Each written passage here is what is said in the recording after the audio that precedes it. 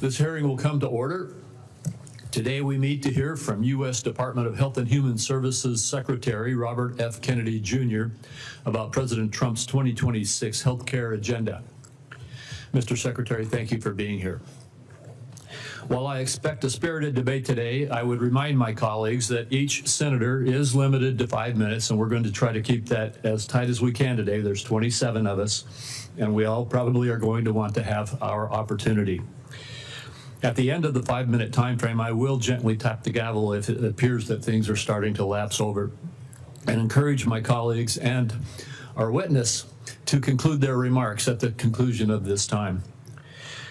President Trump and Secretary Kennedy have made a steadfast commitment to make America healthy again.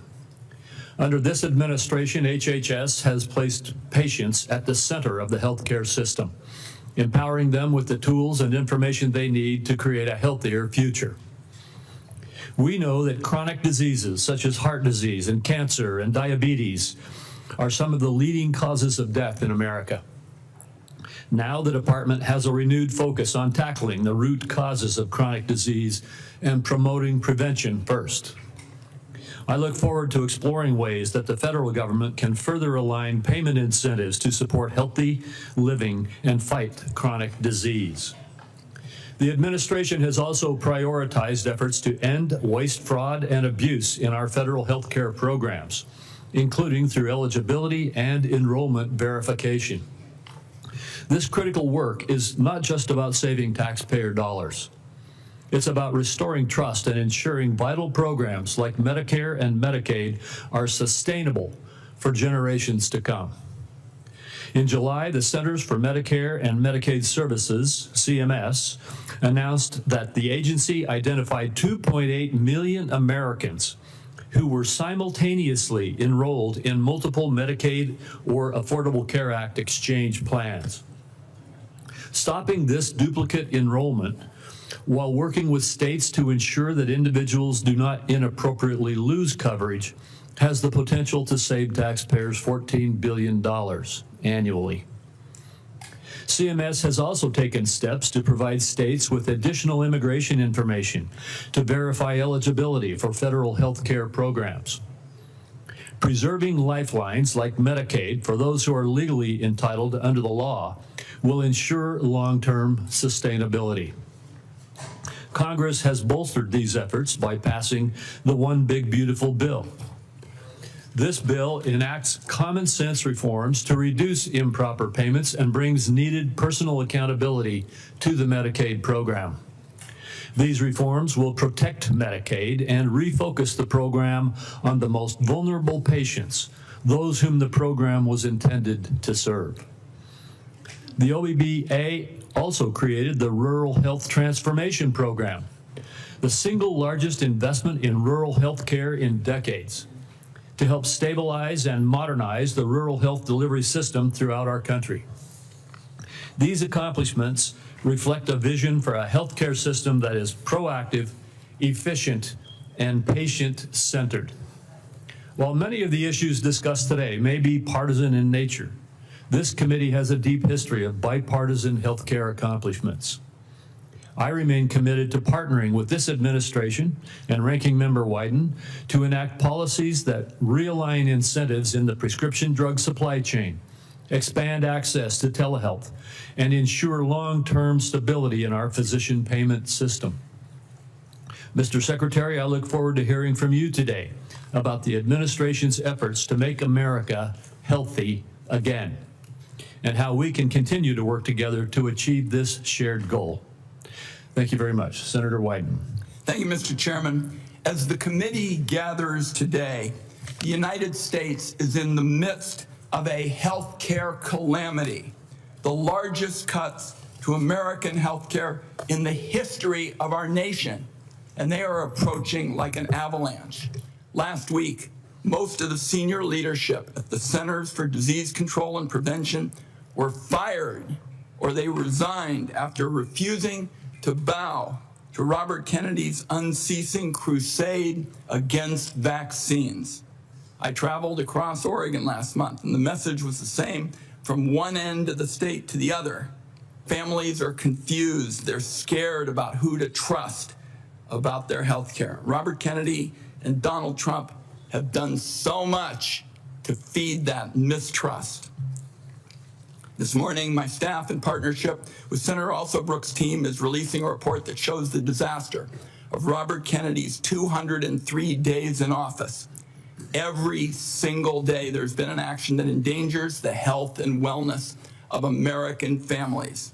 Robert Kennedy has elevated conspiracy theorists, crackpots, and grifters to make life or death decisions about the health care of the American people.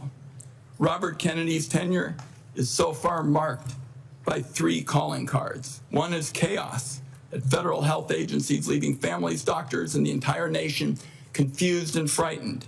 Corruption that benefits Robert Kennedy, Donald Trump, and their friends at the expense of taxpayers, and higher health costs for families. I ask unanimous consent, Mr. Chairman, to enter this report into the record. Without objection.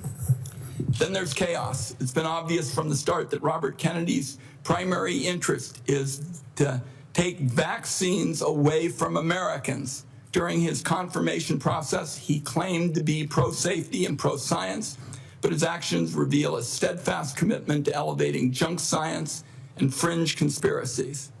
His agenda has not been about choices and information for families. Just last week, he threatened doctors that deviated from the new anti-science vaccine guidelines he released that make it harder for pregnant women and children to get the COVID vaccine. And then there's corruption. Robert Kennedy's bizarre statements and actions beg the question, why? Democrats on this committee answered that question months ago. Robert Kennedy can enrich himself and his allies. His family still stands to gain from class action lawsuits against vaccine makers. Now, Robert Kennedy fired every member, every single one of the group responsible for making vaccine recommendations to doctors across the country under the false pretense of conflicts of interest. Meanwhile, many of the new members of the panel are outright vaccine deniers who've appeared as paid witnesses in lawsuits against vaccine makers. Their conflicts of interest and ethics disclosures remain hidden under lock and key. On top of all this bedlam in American healthcare, just 2 months ago, Donald Trump signed into law the largest healthcare cuts in American history to pay for tax breaks for the wealthiest people and massive corporations in our country. Republicans know these cuts are going to hit communities like a wrecking ball. That's why they pushed the most severe cuts until after the election.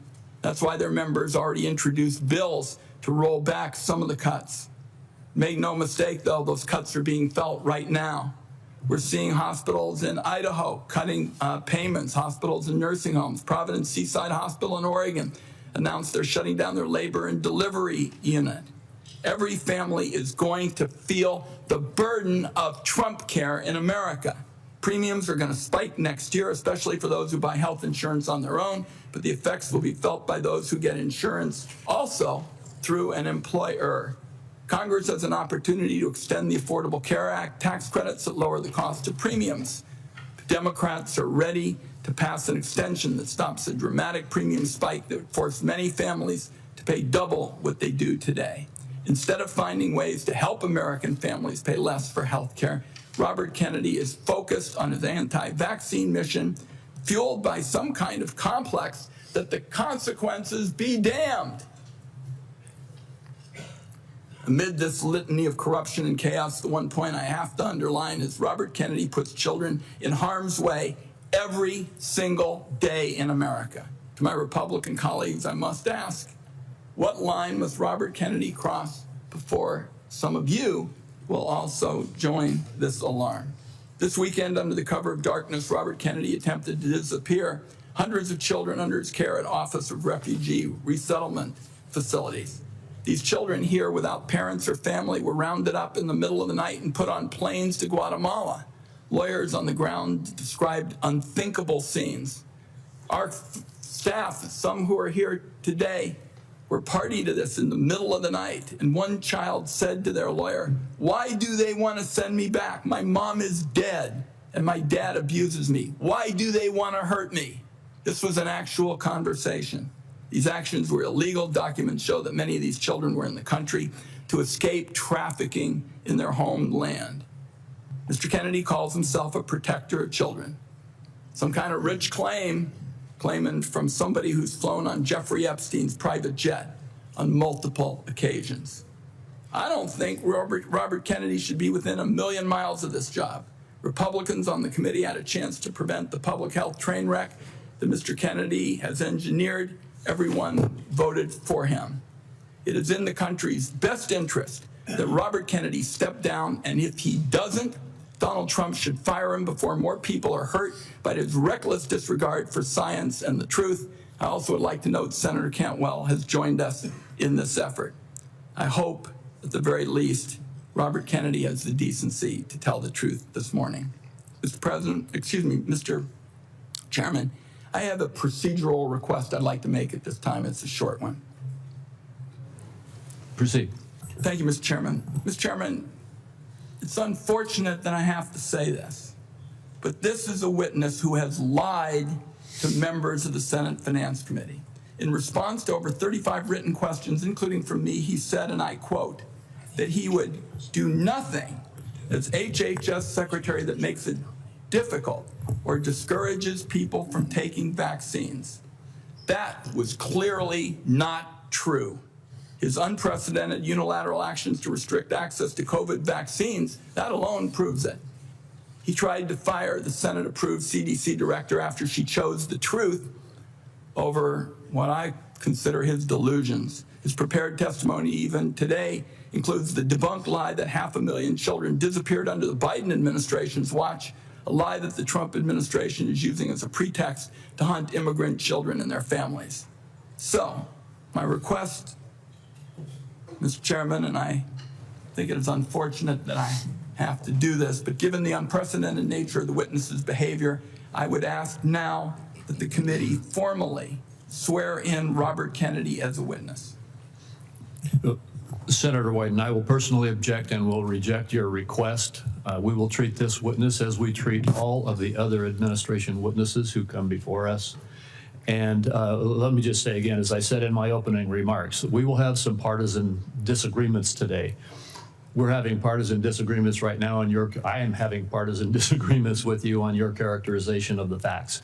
The bottom line is we will let the secretary make his own case in his opening statement. I'll only say, Mr. Chairman, that this committee's unwillingness to swear this witness is basically a message that it is acceptable to lie to the Senate Finance Committee about hugely important questions like vaccines. I think it's a great mistake, and that's why I've made the request. I understand that you're not going to grant it, and we can move on. We'll get to the bottom of your accusations, but at this point, I'm going to turn to our witness, the Secretary of Health and Human Services, Robert F. Kennedy, Jr. And Mr. Kennedy, Mr. Secretary, you may make your opening statement at this time. Thank you, Chairman Grapo, and thank you, Ranking Member Wyden, for the invitation to appear before the committee today. Before I summarize what we've accomplished this year at HHS, I want to express my deepest condolence to the family of DeKalb County Police Officer David Rose, who gave his life to stop the gunfire attack on the CDC on August 8th. Officer Rose was a veteran. He was a husband and the father of 2 children. Officer Rose's widow, whom I visited, is expecting their 3rd child. I'd like Officer Rose's family to know that he remains in our prayers and that he will continue to be in our thoughts. Let me start with the big picture. Under President Trump's leadership, we at HHS are enacting a once-in-a-generation shift from a sick care system to a true healthcare system that tackles the root causes of chronic disease. Chronic diseases reach crisis proportions in our country. And finally, we have an administration that is taking action. The Maha Report assessment, which the White House released in May, was the first government analysis of the key drivers of childhood chronic disease: ultra-processed foods, chemical exposures, physical inactivity, and over-medicalization. This month, we will follow with the MAHA report strategy, the Trump administration's solution for addressing each cause. At HHS, we haven't just been writing reports. We have been the busiest, most proactive administration in HHS history. In just half a year, we've taken on food dyes, baby formula contamination, the grass loophole, fluoride in our drinking water, gas station heroin, electronic cigarettes, drug prices, prior authorization, information blocking. It takes over 3 months to get a prior authorization. Senator Kennedy, do you know something? The committee will come to order. Between those 3 authorizations, you're killing millions of people. I apologize to you for that outburst, Secretary Kennedy. I would notify everyone else in the audience. Comments from the audience are inappropriate. If there are any further disruptions, the committee will recess until the police can restore order. Mr. Secretary, please proceed. As I was saying, prior authorization, information blocking, and healthcare interoperability. We're ending gain-of-function research, child mutilation, and reducing animal testing.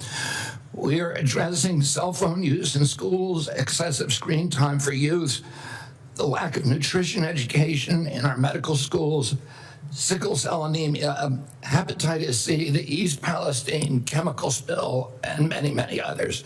At FDA, we are now on track to approve more drugs this year than at any time in history. I'm also proud to say that HHS under President Trump is doing more with less. We have taken measures to fight waste, fraud, and abuse. Just by eliminating duplicative enrollments in CMS, we are saving taxpayers $14 billion a year. Meanwhile, we are expanding access for people who need it. We are ending racist diversity, equity, and inclusion practices and instead focusing on aiding low-income and vulnerable families, regardless of their race, which was the original intent of Title X. We're also pouring $1 billion into Head Start and the Administration for Children and Families. Compassion need not be the casualty of efficiency. I'd like to highlight some issues that have not gotten media attention. First, we are doing our part to fulfill the President's commitment to stop human trafficking, especially of children. We inherited a terrible humanitarian crisis from the previous administration with its open border policies, which allowed the appalling loss of 476,000 unaccompanied children. We have implemented policies now to ensure that that appalling tragedy can never happen again. We have knocked on 82,000 doors and located 22,000 of those children. I promise you that we will do more in the next 3 years. We are also addressing the disastrous health conditions in tribal communities on Native American reservations. I've met face-to-face with tribal leaders in dozens of communities and tribes in Alaska, Arizona, Idaho, New Mexico, and elsewhere. And I look forward to making HHS resources more available to those communities.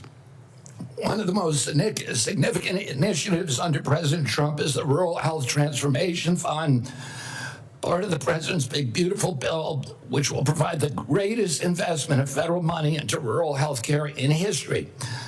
Finally, I would like to address the recent shakeups at CDC. These changes were absolutely necessary adjustments to restore the agency to its role as the world's gold standard public health agency with the central mission of protecting Americans from infectious disease. CDC failed that responsibility miserably during COVID, when its disastrous and nonsensical policies destroyed small businesses, violated civil liberties, closed our schools, caused generational damage in doing so, massed infants with no science, and heightened economic inequality. And yet all those oppressive and unscientific interventions failed to do anything about the disease itself. America is home to 4.2% of the world's population, yet we had nearly 20% of the COVID deaths. We literally did worse than any country in the world. And the people at CDC who oversaw that process, who put masks on our children, who closed our schools, are the people who will be leaving. And that's why we need bold, competent, and creative new leadership at CDC. People able and willing to chart a new course. As my father once said, progress is a nice word, but change is its motivator, and change has its enemies. That's why we need new blood at CDC. That's also why it's imperative that we remove officials with conflicts of interest and catastrophically bad judgment and political agendas. We need unbiased, politics-free, transparent, evidence-based science in the public interest. Those are the guiding principles behind the changes at the CDC, and that is what you can expect all across our agency for the next 3 years.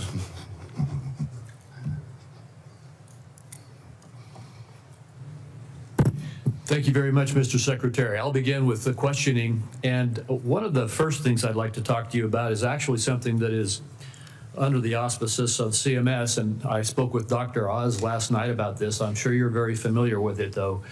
And that is that in the One Big Beautiful Bill, there's a lot of attacks right now going on publicly about hospitals are in trouble. And the blame for that is placed on the bill, even though the bill hasn't even been implemented yet. The fact is, this committee held hearings on the troubles that rural hospitals are facing in the United States before the passage of the One Big Beautiful Bill. They've been facing difficulties in rural America for a number of years now. And the bill, the One Big Beautiful Bill, contained a rural health transformation program, which I would just like to ask you to comment on. This is the program which allocated $50 billion over the next 5 years to our rural community hospitals in the United States to help them deal with some of the financial crises that they are facing and transition to more stability. Could you comment on that program that is in the One Big Beautiful Bill? Yeah, Senator, one of President Trump's campaign promises and one of the principal preoccupations, not only of Republican senators when I did my confirmation hearing, but also almost equally among Democratic senators, with the crisis in rural health. We've had 120 rural hospitals close over the past 10 years. These institutions are not just delivering health access to rural Americans, but they are economic centers, they are cultural centers for those communities. They are often the largest employer. They are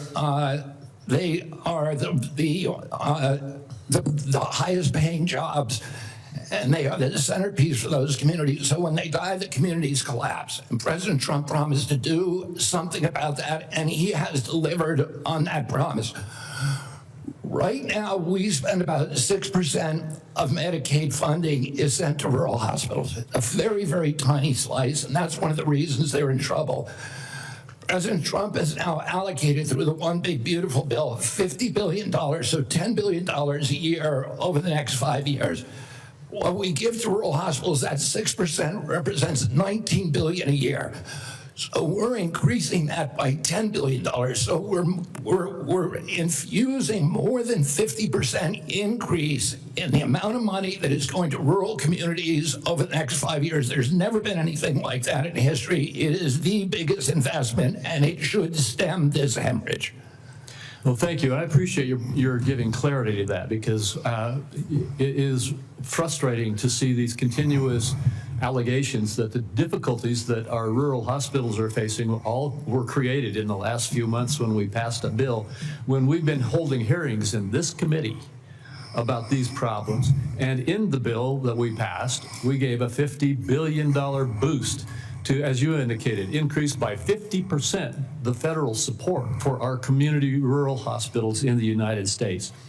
And I think that the hospital owners understand that. They recognize this support. In fact, they are coming they're coming together very carefully with Dr. Oz to work on the rollout of this program so that we can see this boost and this support that is coming. Just another one of the disagreements we have about what really was in the one big beautiful bill.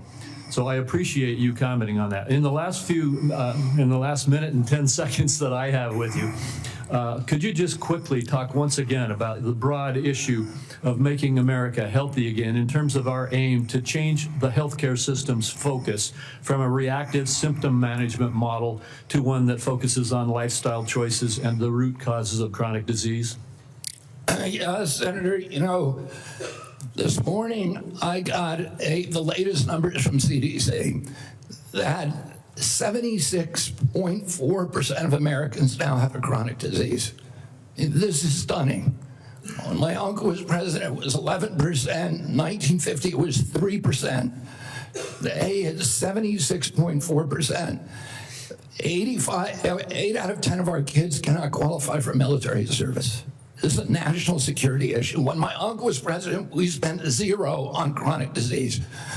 Today, we spend $1.3 trillion. It's the biggest cause, it's increasing, and all of the arguments that Republicans and Democrats have about single payer, Obamacare, or the various ways to allocate the health dollars, they're all like rearranging deck chairs on the Titanic.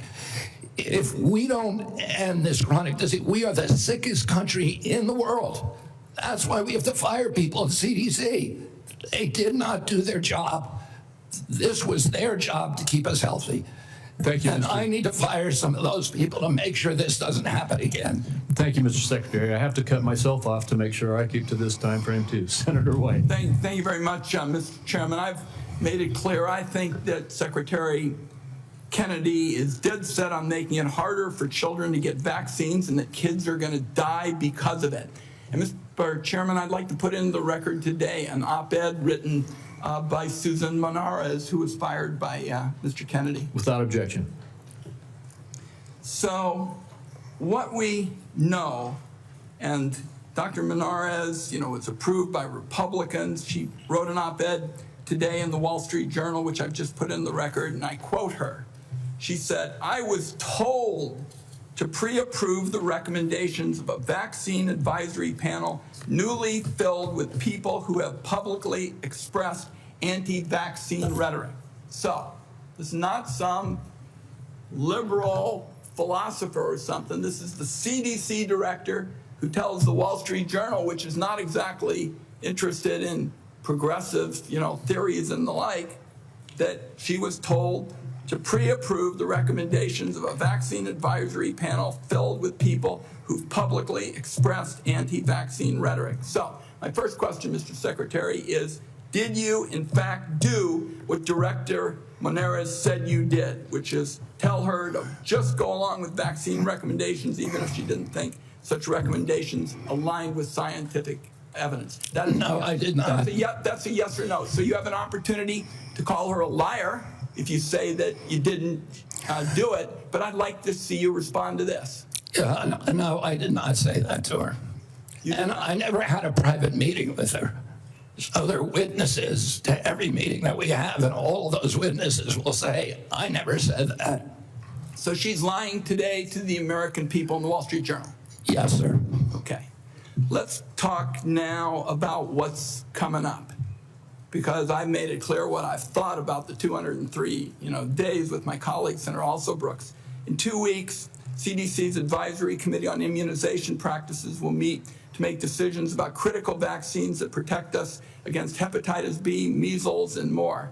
The committee's got a profound impact on vaccine access, but these aren't ordinary meetings. You stack the deck to ensure the panel bends to your views. In June, you fired all 17 committee members who are respected scientists and doctors. You replaced them with non-experts, vaccine skeptics, and conspiracy theorists. As a result, this critical advisory panel has lost scientific credibility. After years, colleagues, we spend so much time not looking at this as Democrats and Republicans, but as good science and scientific credibility. And now the American Academy of Pediatrics has warned that the committee is being politicized at the expense of children's health. American Academy of Pediatrics, you think they're lying too? I think the American Academy of Pediatrics is gravely conflicted. They get, their biggest contributors are the 4 largest vaccine makers. They run a journal, Pediatrics, which they make a lot of money on, that is completely dependent on pharmaceutical companies. So I wouldn't put a big stake in what they say that benefits pharmaceutical interests. Senator, I didn't politicize ASIP, I depoliticized it. The Congress has been investigating ASIP. All over the country, Mr. Secretary, scientists and doctors are saying otherwise. They're all wrong too. They're all lying, according to you. The scientists and doctors are supporting me all over the country. There is division on opinion. I don't get letters from thousands of people who are not political saying that this set of changes is going to damage American healthcare, and particularly these healthcare agencies, for decades to come. I don't get any letters from people saying, hey, this is going to make a big difference forever. Maybe you're listening to a selective group of people. Well, you get me. Yeah, and I will. Fine. I will tell you what, Senator. I will put my mailbag against your mailbag any day of the week. 30 seconds. Dangerous respiratory viruses like RSV are on the agenda for the next advisory meeting. Countless parents have been awakened in the dead of night by a wheezing kid gasping for air, forced to rush their little one to the ER. There's no worse heart-wrenching fear. The RSV vaccine offers these kids protection against the worst effects of the virus. But now it looks like you're on a crusade to make infants and babies more vulnerable to the terrible illness. That's what we're doing with the COVID changes. And please make your answer brief, Mr. Secretary. I've said that The position is indefensible. I think it's possible. Congress has been investigating that committee for 23 years because it is pervaded with conflicts of interest. What we did is we got rid of the conflicts of interest and we depoliticized it and put great scientists on it from a very diverse group. Let me close very pro-vaccine. Let me close with this, because like Senator Crapo, I'm a few seconds over. I don't think, Mr. Secretary, this is about you and me. This is about kids being pushed in harm's way by reckless and repeated decisions to get scientists and doctors out of the way and allow conspiracy theories to dictate this country's health policy. I don't see any evidence that you have any regrets about anything you've done or plans to change it. And my last comment is, I hope that you will tell the American people how many preventable child deaths are an acceptable sacrifice for enacting an agenda that I think is fundamentally cruel and defies common sense. Thank you, Mr. Chairman. Do I got a reply? Or Senator, you've sat in that chair for how long? 20, 25 years, while the chronic disease in our children went up to 76%. And you said nothing. You never asked the question why it's happening. Why is this happening? Today, for the first time in 20 years, we've learned that infant mortality has increased in our country. It's not because I came in here. It's because of what happened during the Biden administration that we're going to end. I'm going to let Senator Wyden respond briefly to that, and then we're not going to go over like we just did. Defend this committee on a bipartisan basis. Colleagues, my cabinet secretary says that we have no interest in chronic care. Mr. Secretary, Mr. Chairman, could we have regular order, please? We are in the process of turning around the Medicare program with the chronic care bill that Chairman Hatch, when he was chairman, and this committee put together on a bipartisan basis. All right, we're going to proceed. And I just want the rest of the members to know, I gave Senator Wyden as ranking member some leeway there, but we're going to stick to the 5 minutes. Senator Grassley. First of all, thank you. I have asked HH secretaries in the past to fully utilize the Rural Community Hospital Demonstration Program under Medicare. The program has been underutilized. In May, the CMS filled the open slots. Thanks to your agency's work, there's been 10 more rural hospitals in the program. It's important that the federal government uses every tool possible to help rural hospitals. and thank you for making that possible. Now to my questions. Back in January, during your confirmation hearing, you told me that you agreed to leave farming regulations to the Department of Agriculture and EPA. Do you think that any comments you have made since your confirmation on topics dealing with agriculture are consistent with what you said in January, that USDA and EPA ought to be regulating farming, and that the Department of Health and Human Services should not seek to regulate farms, the tools they use, or the markets that they sell into? Yes, Senator, we are working very, very closely with Brooke Rollins and with the agricultural community. We've met with over 140 farm interests over the past 3 months to incorporate them to make sure that the MAHA agenda is consistent with their agenda. We are producing the best food in America, that we're protecting our soils and our soil microbiome, and that we're protecting all kinds of farmers, including those who want to transition to regenerative agriculture. We're consulting every stakeholder in the farm community in everything that we do. I just raised the question because farmers in my state have been concerned about some of the things you're saying. Senator, I can't hear you. I'm sorry. Some of the farmers in my state have been raising questions about some of the things that they think you said, whether it was out of context or not. I just thought I'd raise this question so that you would keep by what you told us back in January at your confirmation hearing. Now, Senator Durbin and I have a bipartisan bill that requires price disclosures on TV ads. Price transparency is important in drug advertisement. I know that President Trump, Vice President Vance, and you are all supportive of this effort. When can I expect action from this administration on requiring drug companies to publish the price of drugs in their TV ads? And just in case you would tell me that you don't think you have that authority, can you help Senator Durbin and I on our bill so that we can ensure that you have legal authority to require price disclosure? Senator, I think it would be good for us to talk about this offline. We are working on this in our agency, and I'm happy to give you the details of what we're doing. Okay. I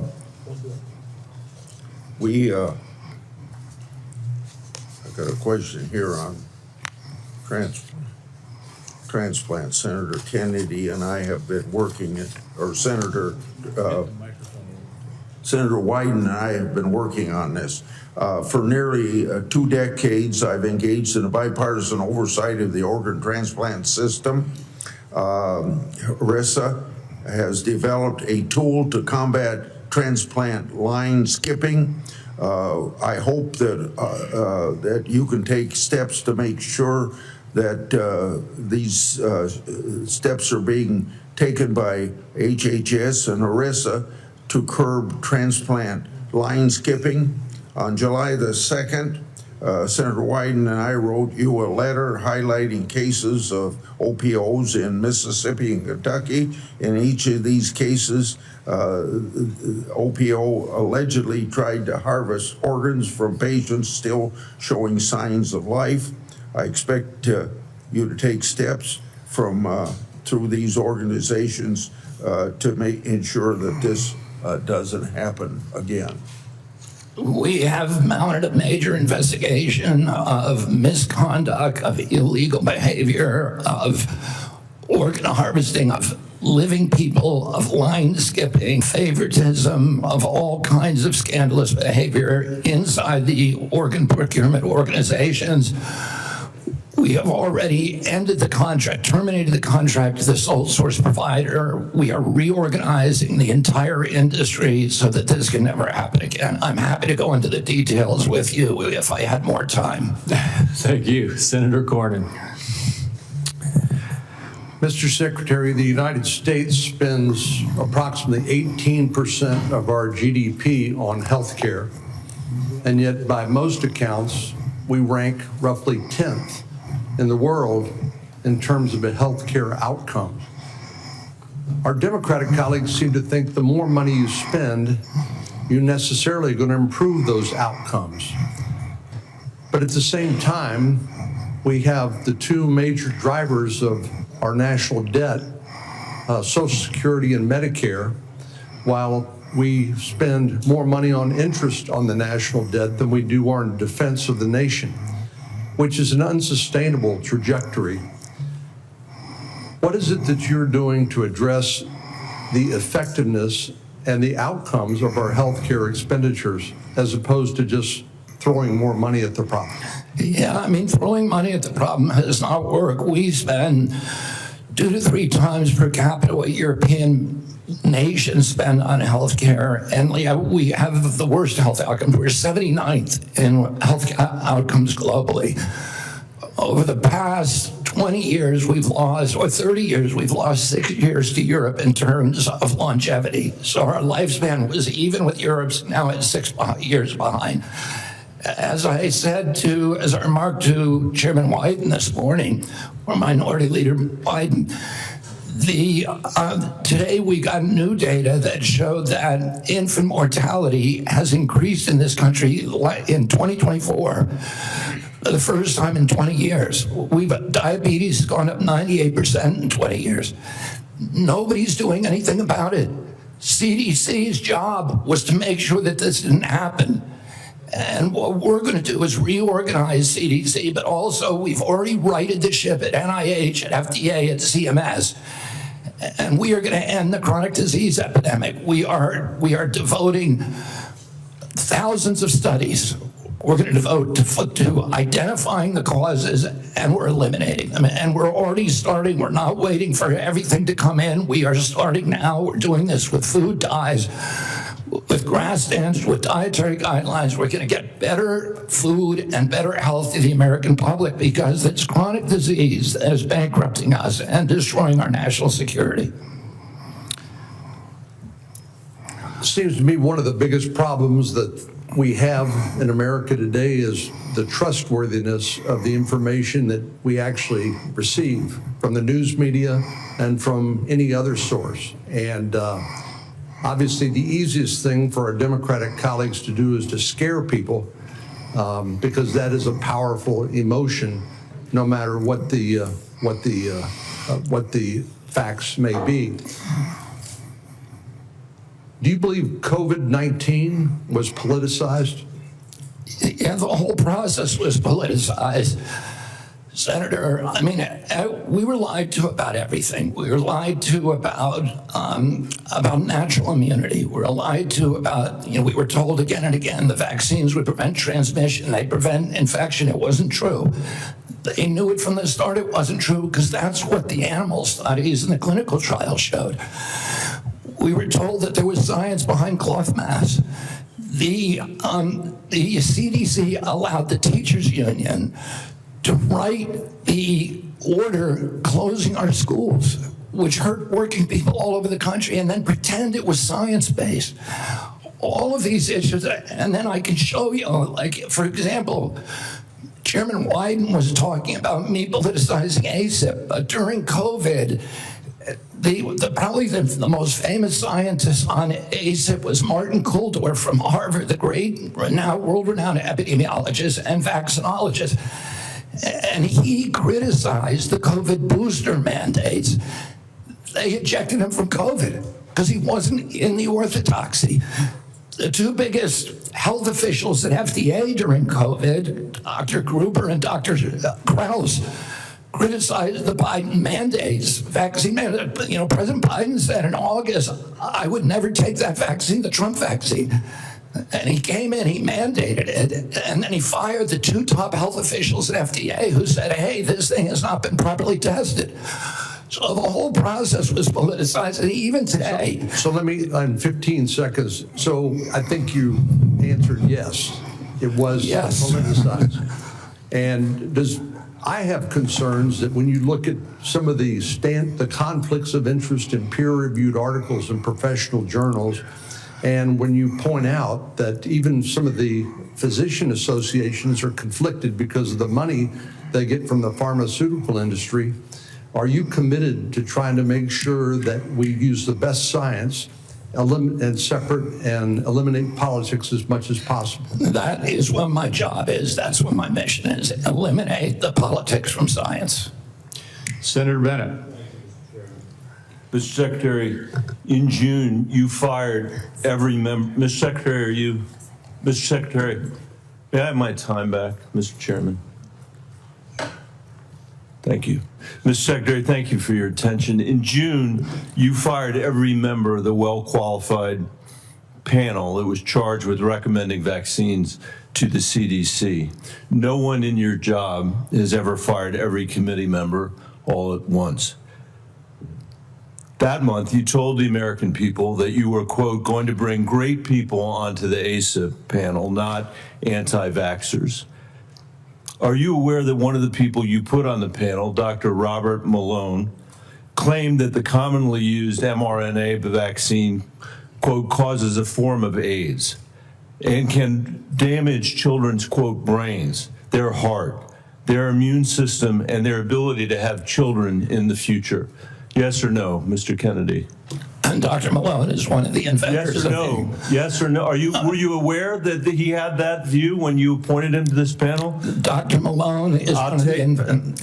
As I said, Dr. Malone is one of the inventors of the mRNA That's fine. vaccine. That's not So he knows a lot more about it than I do. Mr. Chairman, that statement is not true that Dr. Malone made, just as it wasn't true when you wrote that, quote, African AIDS is entirely different from Western AIDS. Are you aware that another one of these new members, Dr. Levy, wrote that, quote, evidence is mounting and indisputable that mRNA vaccines cause serious harm, including death, especially among young people? Yes or no? Are you aware that he said that? I wasn't aware he said it, but I think I agree with it. You agree with it? It's not true. It wasn't true when he said it, and it's not true when you said it.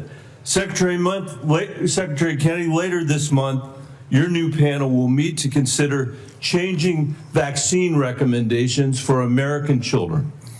In addition to the COVID-19 vaccines, they are set to review recommendations for the hepatitis B vaccine, for measles, for mumps, for rubella and varicella vaccine, and the RSV vaccine.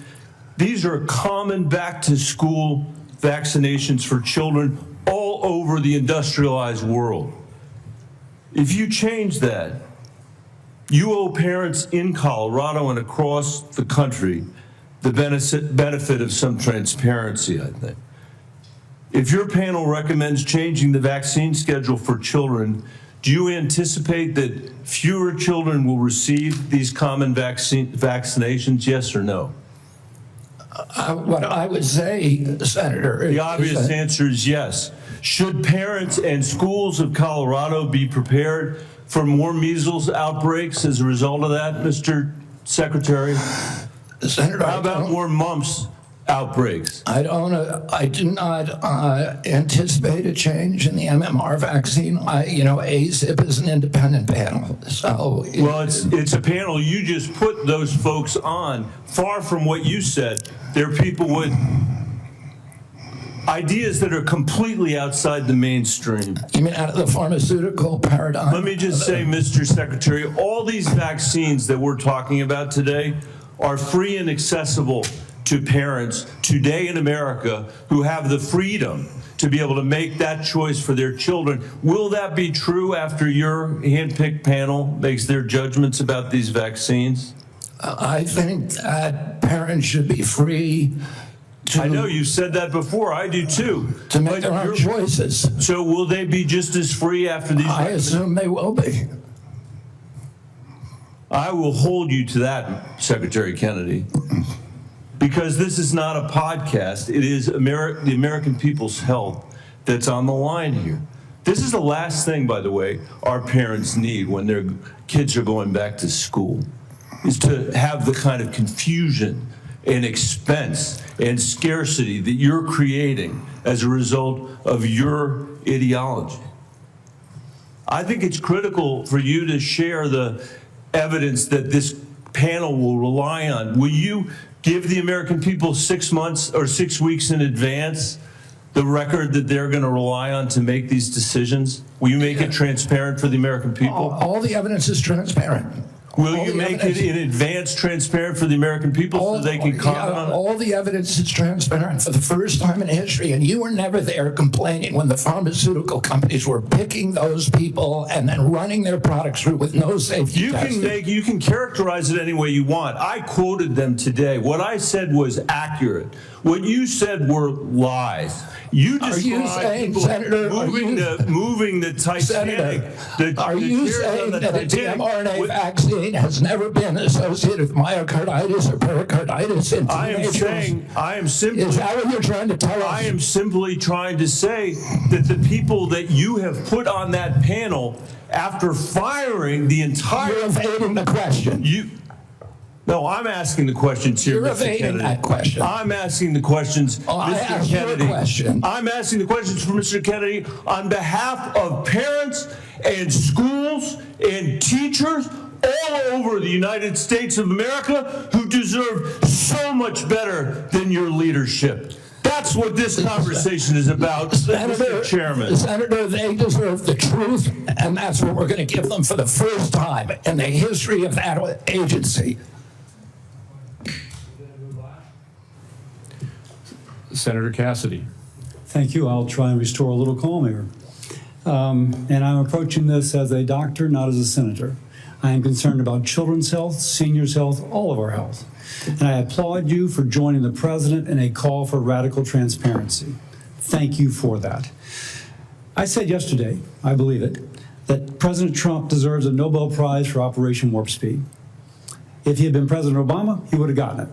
But because of Operation Warp Speed, forcing the federal government to come to a vaccine development within 10 months when others said it couldn't be done, we saved millions of lives globally, trillions of dollars, we reopened economies, an incredible accomplishment. Mr. Secretary, do you agree with me that the president deserves a Nobel Prize for Operation Warp Speed? Yeah, absolutely, Senator. That was phenomenal. Let me ask you, but you just told Senator Bennett that the COVID vaccine killed more people than COVID. Wait, that was a statement. I did not say that. Okay, then let me ask, because you also... Senator, I just want to make clear, I did not say that. We'll check the record. That's a question of fact. You also said that you were also, as lead attorney for the Children's Health Defense, you engaged in multiple lawsuits attempting to restrict access to the COVID vaccine. Again, it surprises me that you think so highly of Operation Warp Speed when, as an attorney, you attempted to restrict access. But let me ask. I'm happy to explain why. I have 3 minutes and 30 seconds left. Right. It also surprises me because you've canceled, or HHS did, but apparently under your direction, $500 million in contracts using the mRNA vaccine platform that was critical to Operation Warp Speed. Again, an accomplishment that I think President Trump should get a Nobel Prize for. You canceled $500 million in contracts. Now, I grew up in a middle-class family, so $500 million seems, to cancel, it seems like an incredible waste of money. But it also seems like a commentary upon what the president was attempting, what the president did in Operation Warp Speed, which is to create a platform by which to create vaccines.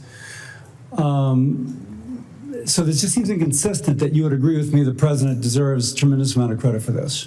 Is this a question, Senator Cassidy, or is this the speech that you don't want me to answer? Because I want to answer that question. Please. If it's a question.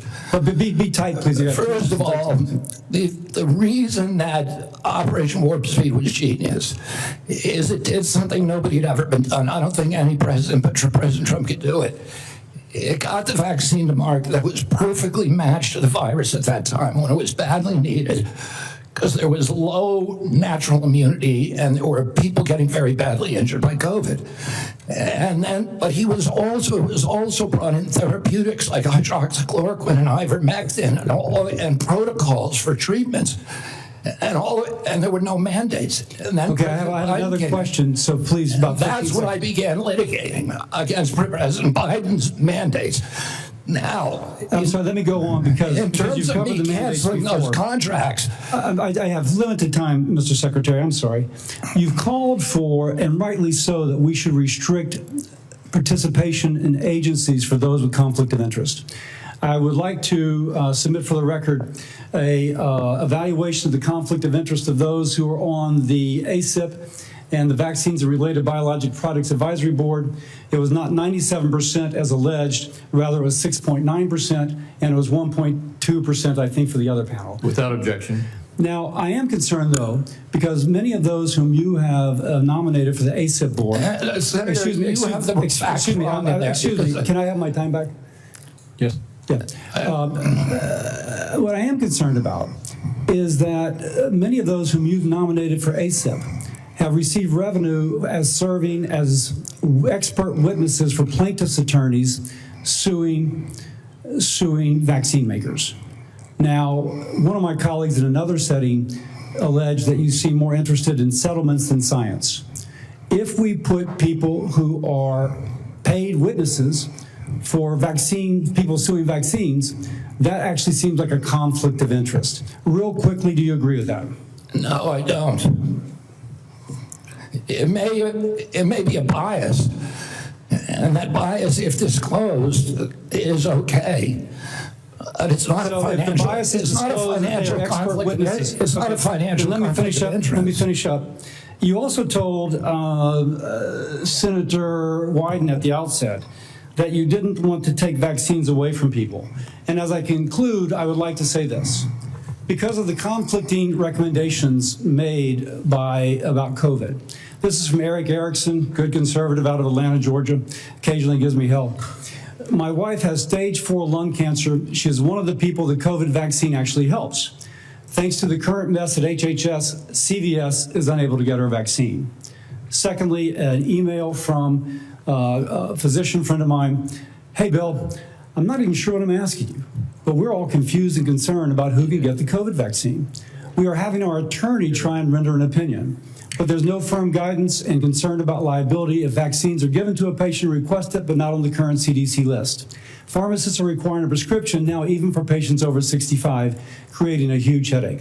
I submit these for the record. Without objection. I would say effectively we're denying people vaccine. Senator Cantwell. You're wrong. Thank you, Mr. Chairman. Following up on that same line as Senator Cassidy, because that's exactly, I represent one of the most science-based states in the country. That is percentage of scientists per capita. And at your confirmation hearing, we asked about this, whether you would follow science. You've made a statement here today in your testimony that you would follow science, and yet you're not following science, and that's what Senator Cassidy's question was. It's a simple yes or no answer. Do you think the president deserves to get a prize for warp speed in the mRNA technology that saved so many lives? And you won't answer that question. I answered it.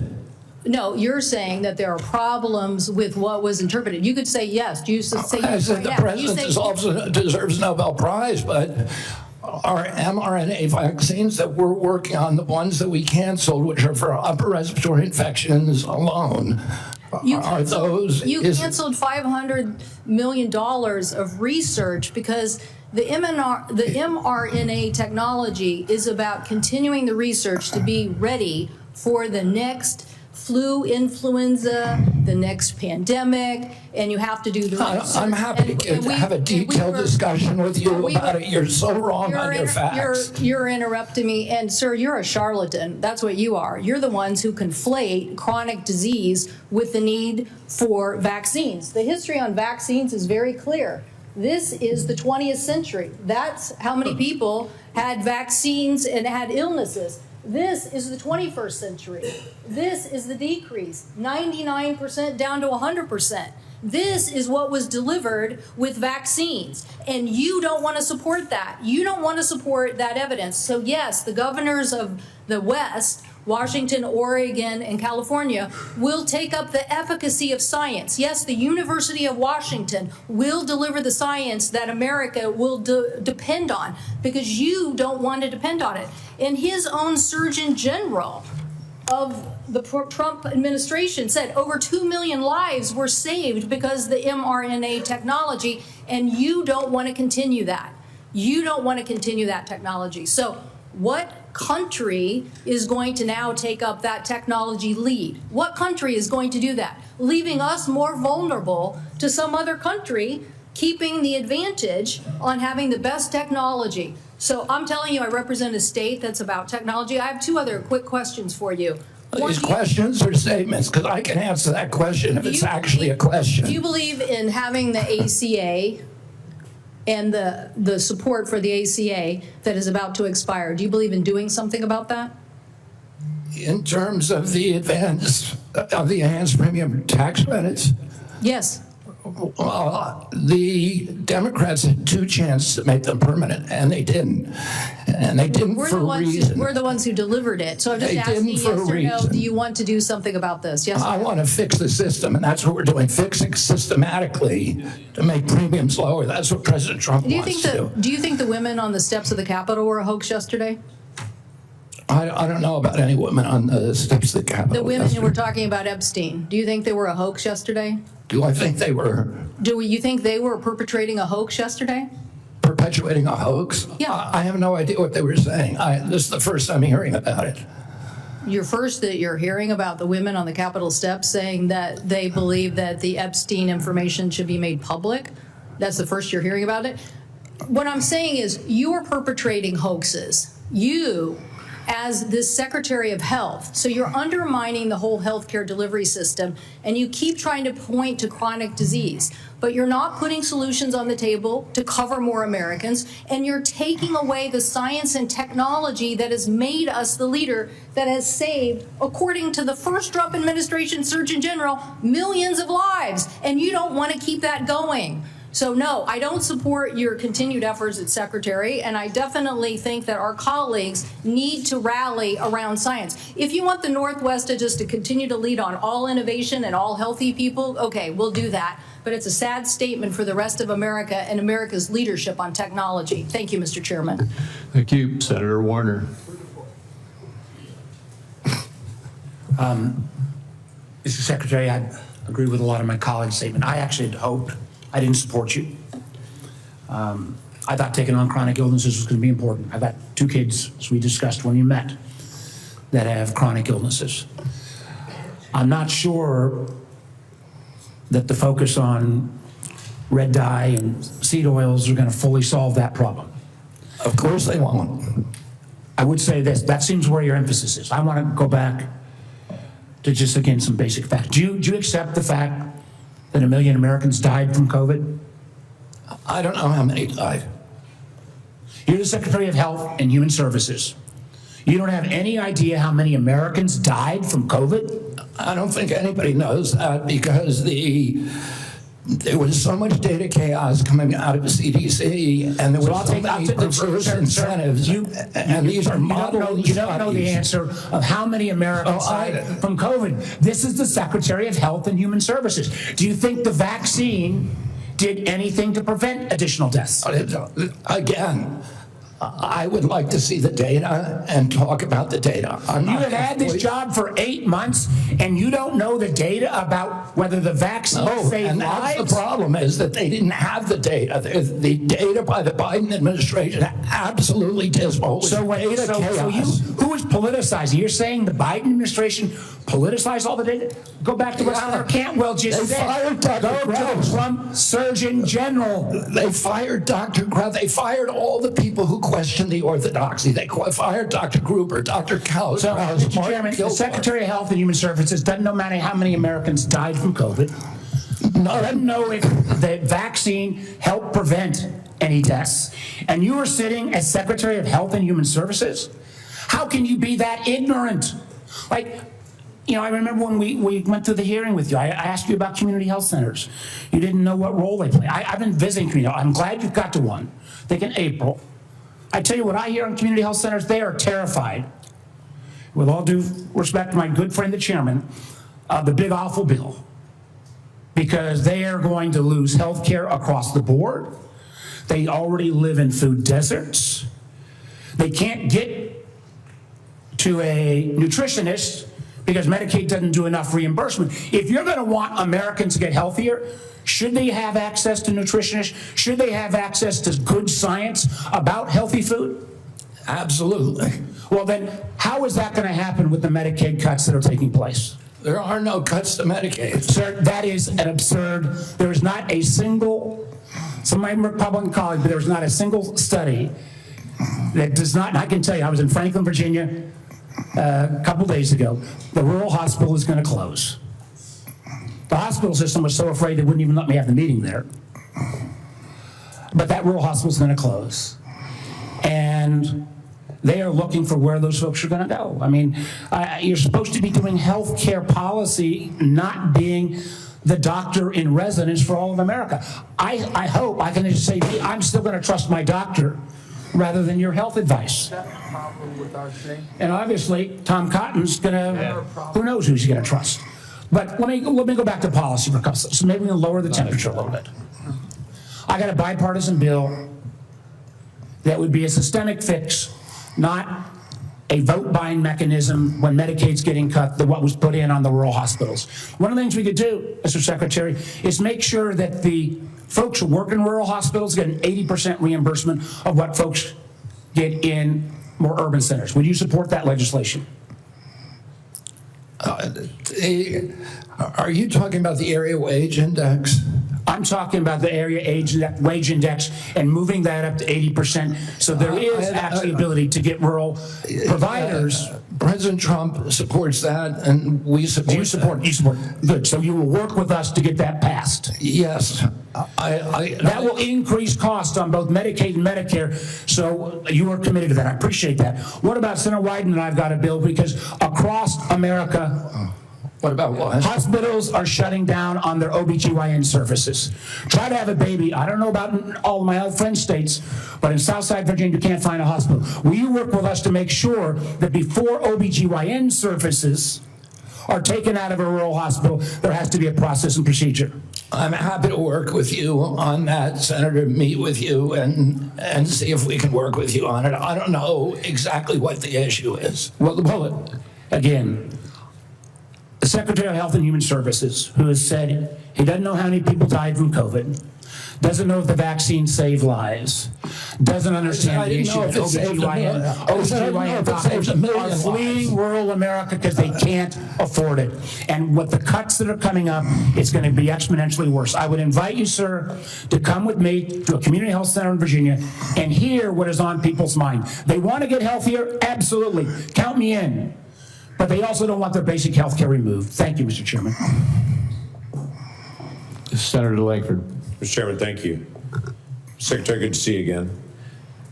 As I traveled around Oklahoma during August, it was great to be able to be home. I had several folks that contacted me, and we had some great meetings with some rural hospitals as well. They're looking forward to the $50 billion for the One Big Beautiful Bill that is targeting towards rural hospitals, starting with $10 billion next year. I know you're quickly getting all the instructions out on that. We know that's in process. It was good to be able to visit with them and be able to talk about that. They're very pleased. Thanks for the work you're doing on that. I also met with some of our groups that do incredible medical research on this. I know the NIH grants were held for a while and being studied. Those have been released. And grateful to be able to see that because there's some amazing medical research is happening, including some longitudinal studies. They need those dollars released, so I appreciate y'all getting those released out there. I did hear from a lot of our folks, and I want to talk about one of these issues. From a lot of our hospitals, they immediately raised the issue of Medicare Advantage plans and how they're withholding payments, they're delaying payments back to hospitals, and a problem that's been for rural hospitals. I know y'all are working on that as well. We want to work with you on that. But you and I have spoken on the second issue on that, and it's the pharmacy benefit managers. During the confirmation process, it was interesting when you and I met in my office, you said every single senator brought up PBMs to you, and you made the statement during the confirmation process, this is an area that President Trump wants to take on, is the pharmacy benefit managers. This is unfinished business in this committee. but I wanted to just know, what is HHS doing at this point on the PBM issue in particular to make sure we're not driving out rural pharmacies, and what we can do to be able to make sure that's fair? I mean, it's a priority for the president. He talks to me about it, I would say, at least once a week, sometimes at 11 o'clock at night.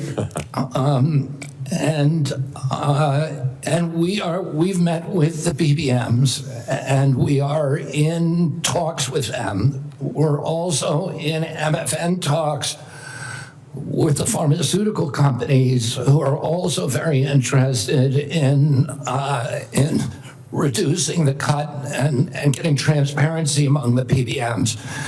And the PBMs have committed to us to transparency, to some protocol that will guarantee transparency. And then the part of the MFN negotiations would include direct-to-consumer marketing, which would eliminate the middleman. So I think we're doing a lot on PBMs. Okay, that'd be very helpful to be able to see. It'd be very helpful for consumers across the country on this. You and I spoke as well, and you've made public statements on this, and the FDA commissioners made public statements on the issue of reviewing the safety issues of mifepristone. Your comments early on were every drug needs to be treated the same, needs to look at the same, and not have political biases and how things are actually examined. There were a lot of changes on the allocation of mifepristone for elective abortions under the Biden administration. It's now open to anyone without a prescription on it. You don't have to go through a doctor on it. There's all kinds of issues that are happening now on it. So the question was, you said that there would be a review on that just to be able to look at it, make sure we're following all safety protocols. Do you know a timing on that review? I can't give you the exact timing. I talked to Marty McCary about it yesterday, and he said it is progressing apace. We're getting data in all the time, new data that we're reviewing. And we know that during the Biden administration, they actually twisted the data to bury one of the safety signals with a very high safety signal, around 11%. So we're going to make sure that that doesn't happen anymore. We're producing honest science and gold standard science on that. I'll keep you abreast of where we are. Thank you. Just go where the science leads on that. During the Biden administration, the Title X regulation that requires Title X family planning programs recipients to physically and financially separate from abortion activities, their Title X activities, and eliminate them promoting or providing abortion with those funds. That was flipped from the original Trump rule that was done under the first presidency. During your confirmation, you had committed to go back and look at that again and to be able to see. My question is, do you know the timeline for agency action for when that rule on Title X and the separation payments rule will be either reviewed or will actually be reinstated to the original Trump rule under his first presidency? I don't know if they're I just don't know the answer to your question, whether they're actually reviewing the rule right now. I can tell you that the NGOs that have that issue, that refuse to separate their payments streams and separate their operations, are not getting funded. Okay, well, that was an issue under the law when it first came out, to be able to keep those things separate on it. So yeah. Look forward to that. Thank you, Mr. Chairman. Thank you. Senator Hassan. Oh, thank you, Mr. Chairman, and good morning, Secretary Kennedy. Just before I ask a question, I did want to note, in response to the Secretary's statement that the Trump administration wants to lower the cost of health insurance, that across the country right now, the median increase from commercial insurers that we're seeing this fall is 18%, just as families are struggling to make ends meet. Now, I want to follow up on a line of questioning that Senator Cassidy began. Mr. Secretary, President Trump said that the COVID-19 vaccine produced by Operation Warp Speed was, and these are the president's words, a monumental national achievement. Although I've strongly opposed many of President Trump's actions, I agree with him that Operation Warp Speed in 2020 was a monumental achievement. Unfortunately, you are undermining one of the president's biggest achievements, which, as the president said, saved millions of American lives. You even went as far as to call President Trump weak for this life-saving accomplishment. Last year, you tweeted that President Trump has a weakness for swamp creatures, and that Operation Warp Speed was among here's your quote again, the most devastating impact of President Trump's weakness. So, Mr. Secretary, was Operation Warp Speed a monumental national achievement, as President Trump said? For the reason that I already said, and I assume you won't let me repeat, but I'm happy to if you want, yes, it was. Good. Assuming it is a monumental achievement, you've said it was, is it true that, as President Trump has said, he saved millions of American lives with the COVID-19 vaccine? Because you've just expressed great confusion about that to Senator Warner.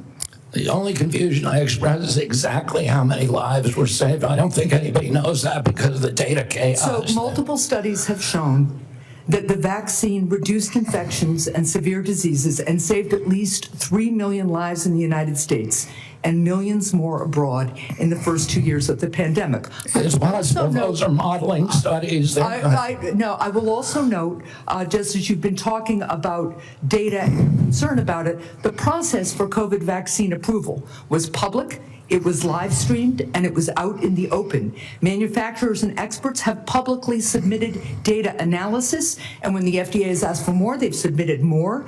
They've done that for years, and the evidence is clear and supports what President Trump has said. The vaccine works, and it has saved millions of lives. Your own process, on the other hand, has not been transparent. You repeatedly choose to ignore data because it doesn't match your preconceived notions and lies. So you have said that the vaccine did save lives. You've said it was a monumental achievement. And given that, if you agree with President Trump that the vaccine saved millions of lives, why have you acted behind closed doors to overrule scientists and limit the freedom of parents to choose the COVID vaccine for their children? Why have you done that? For the COVID vaccine, I was removed by FDA because there was the industry. No, it was behind closed doors. No, that's not and scientists who said they wanted to brief you on the science, scientists who wanted to understand why the FDA, why you unilaterally changed the parameters for giving vaccines, making it possible now, to Senator Cassidy's colleagues' points, that they're going to have to go off-label.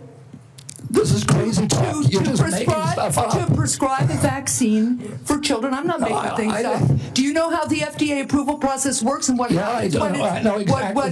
Do you know what an off-label prescription is? I know exactly how it works.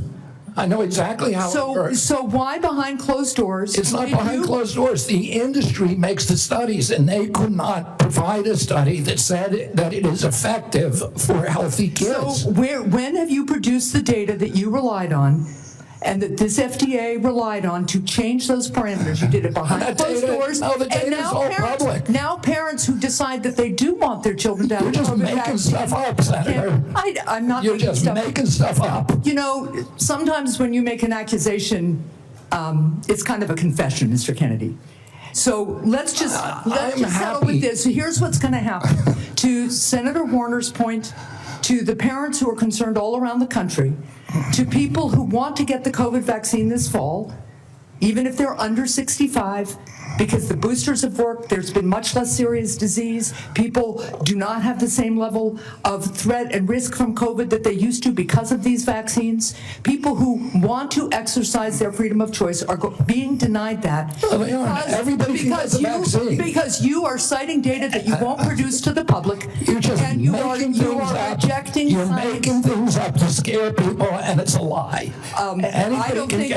With respect, I do not think I'm the one making the You are lying right now, Senator. Senator Barrasso. Thanks, Mr. Chairman. Mr. Secretary, thanks for being with us today. I believe one of President Trump's greatest achievements was his bold and successful actions on COVID. When faced with a global pandemic, he didn't back down. He was determined to find a cure, and through Operation Warp Speed, a vaccine was developed that distributed quickly, safely, effectively, and I believe it saved many, many lives. I think it's a model of American ingenuity and public-private partnership. But this wasn't the first time an American president acted boldly to address disease and vaccines. There's a great book that's out. It's a prize-winning book called The Fate of the Day by Rick Atkinson, and he talks about the courageous efforts by George Washington. During the Revolutionary War, George Washington reversed his opposition to the smallpox vaccine, and he ordered that all the soldiers be vaccinated. It was among the most consequential decisions Washington would ever make. By protecting his troops from smallpox, Washington preserved the Continental Army, which allowed our nation to continue to fight for our independence. And like President Trump, I believe President Washington acted decisively to protect Americans' lives at a time of great national peril. So over the last 50 years, vaccines are estimated to have saved 154 million lives worldwide. I support vaccines. I'm a doctor. Vaccines work. Secretary Kennedy, in your confirmation hearings, you promised to uphold the highest standards for vaccines. Since then, I've grown deeply concerned. The public has seen measles outbreaks, leadership in the National Institute of Health questioning the use of mRNA vaccines, the recently confirmed director of Centers for Disease Control and Prevention fired. Americans don't know who to rely on. You know, recent polls said 89% of voters, 81% of Trump voters agree vaccine recommendations should come from trained physicians, scientists, public health experts.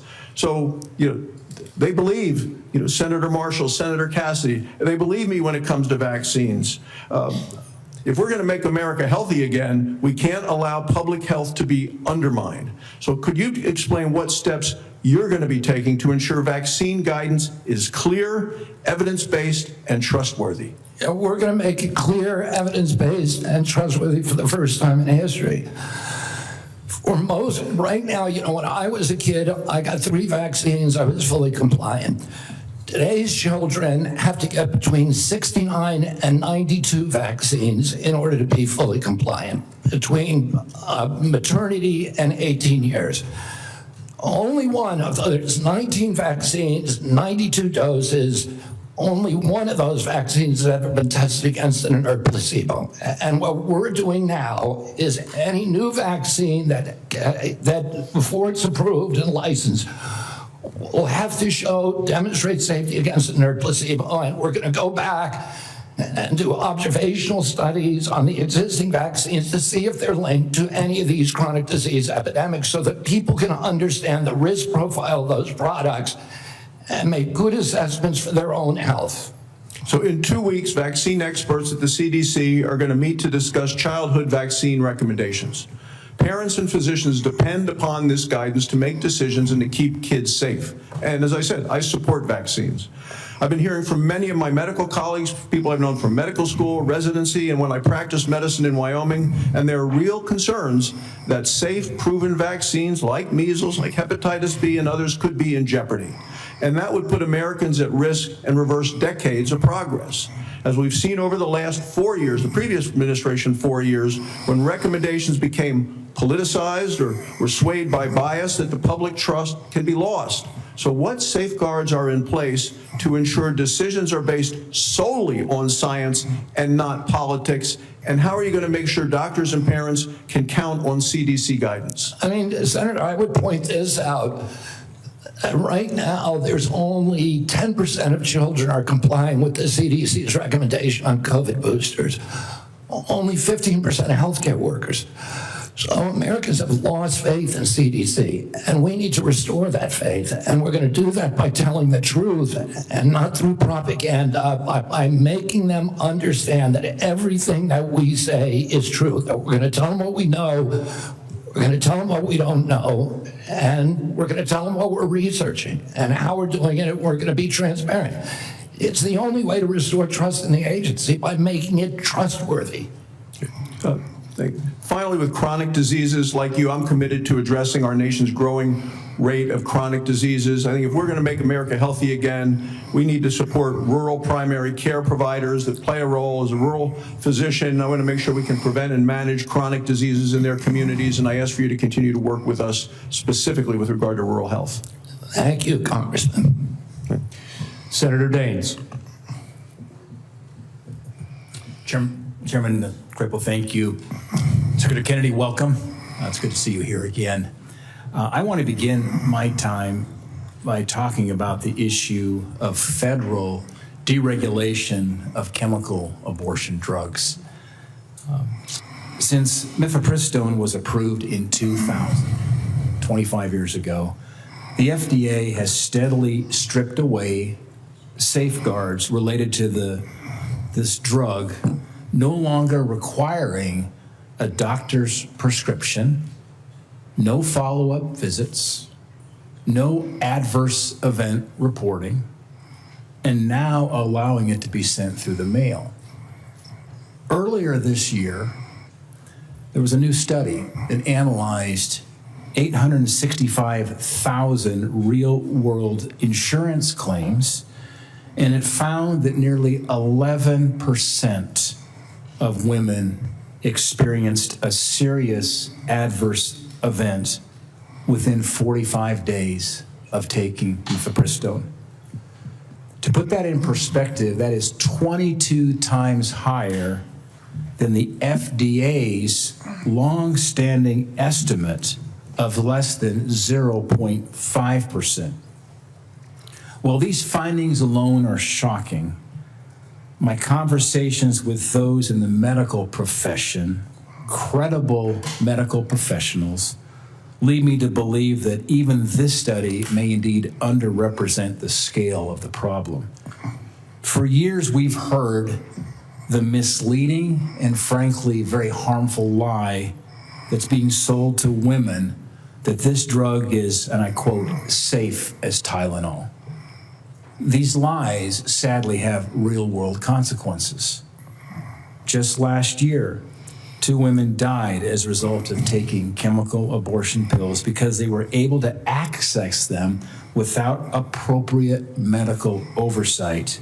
And by the way, that's all allowed by the FDA. Mr. Secretary, I am grateful that you and FDA Commissioner McCary have already begun the process of reviewing this new data on the safety of mifepristone. We talked about this during your confirmation hearing. My question is, could you provide any updates on the status and the scope of that review and whether the FDA intends to replicate studies like the one that I referenced? I think those are, I don't know if they're going to do an insurance claim study. That's one way to do it. I don't know exactly whether they're doing epidemiological studies or observational studies. I don't know exactly what they're doing, but I know I talked to Marty McCary about it yesterday, and he said those studies are progressing and that they're ongoing. So I will keep your office informed at every stage. Thank you. And I've had a really constructive conversation with the FDA Commissioner as well, McCary, and I mean, here's a very smart, data-focused, sincere type of leader. And we had a really good conversation. I want to encourage those conversations with you, Mr. Secretary, and that there's a follow-up here to make sure that the data that we now have exposed will be studied by the FDA and the appropriate actions considered. Given the legitimate safety concerns surrounding mifepristone and your actions to roll back other COVID emergency measures, will you repeal the COVID-era telemedicine allowance, given that we're repealing these COVID-era regulations and emergency measures? Would you repeal the COVID-era telemedicine allowance for chemical abortion drugs and restore the requirement for an in-person doctor visit? Senator, I need to get back to you on that. I don't know if the White House has yet taken a position on that. We will get back to you this week about that. Okay, all right. Thank you. I want to close with a quick Montana question. Earlier this week, the state of Montana submitted a Medicaid demonstration waiver application to CMS to strengthen the state's Medicaid expansion program. This waiver seeks to require community engagement and enhance cost sharing for working-age, able-bodied adults enrolled in the program. I applaud our governor, Gianforte, and Director Brereton for their proactive leadership in this space. My question is, Mr. Secretary, could you commit that CMS will work quickly in its consideration of Montana's waiver application? Absolutely. It sounds like the kind of waiver that we're looking for. Okay, thank you, Mr. Secretary. Thank you, Senator Johnson. Thank you, Mr. Chairman. Secretary Kennedy, first of all, thanks you for your willingness to serve and for putting up with this abuse. 5 minutes is even close to refute all the falsehoods that have been confidently spewed during this hearing. We'll talk about real data here, okay? Well, first of all, thank you for breaking the logjam of information of HHS. My committee's got now over 8 million pages of information. Just in the first tranche, by the way, what we discovered is that the CDC, somebody in the federal health agencies, this interagency communication, hid the signal. They admitted there was a signal on myocarditis, and they hid it. They didn't warn the public. They didn't warn doctors. So that's just one instance of corruption and lies told by the CDC. We've got a lot of others we'll be rolling out, okay? So we held our first hearing in front of a subcommittee investigation on that hiding of the signal of myocarditis. We've heard a lot of studies, okay? As I've looked into science, it's been thoroughly corrupted. Here's data, and I'd like to enter this sheet into the record. I've been publishing this chart for, since really early 2021, when I'm on, for example, talk radio shows and they talk about this, they get deplatformed, or they were, because all the censorship in the Biden administration. Here's the facts. The VIVO system that was touted in October of 2020, this great safety surveillance system on COVID, a few months later, when they didn't like the results, they started denigrating their own system. But theirs shows that there have been 38,742 deaths reported on VAERS worldwide associated with the COVID vaccine. 38,742. 9,252 of those deaths occurred on the day of vaccination within 1 or 2 days. Again, I agree with you. Nobody knows how many COVID deaths were because the information was completely corrupted. Nobody knows how many lives were saved by the COVID. Again, I think most people, okay, if you're vulnerable, raise your antibodies, reverse severity, fine. There's not any good study on that. There's just information out there, just claims being made. This is hard evidence. And certainly what I've been advocating for are the injection injured, the childhood vaccine injured.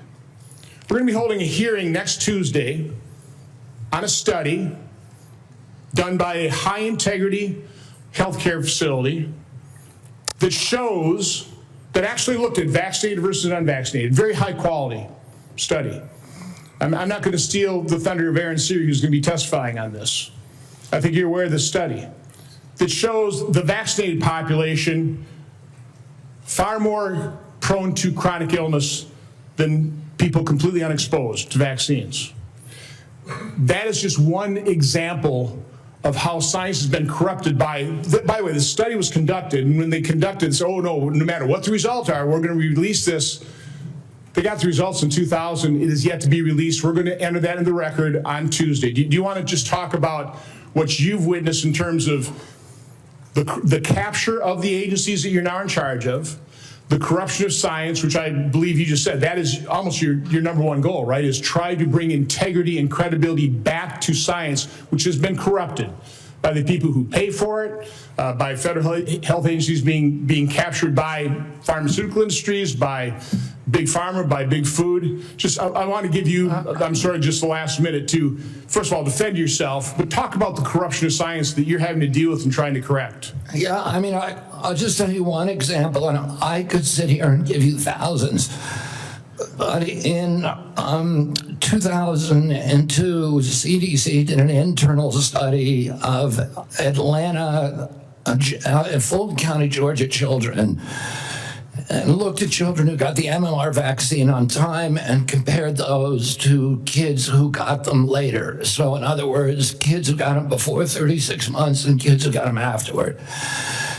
The data from that study showed that Black boys who got the vaccine on time had a 260% greater chance of getting an autism diagnosis than children who waited. The chief scientist on that, Dr. William Thompson, the senior vaccine safety scientist at CDC, was ordered to come into a room with 4 other co-authors by his boss, Frank DeStefano, who's the head of the Immunization Safety Branch, and ordered to destroy that data. And then they published it without that fact. So you know that story, I know that story, and you know of hundreds of stories like that. It happens all the time. We are being lied to by these agencies, and we're going to change that right now. The letter I received from Oshkosh business, it would be out of business because of the 50 employee mandate. It's going to be out of business. I just want to enter that in the record as well. Without objection. The committee will take a 5-minute quick break here just to allow just a moment of reset here, and then we'll start right back up again in about 5 minutes.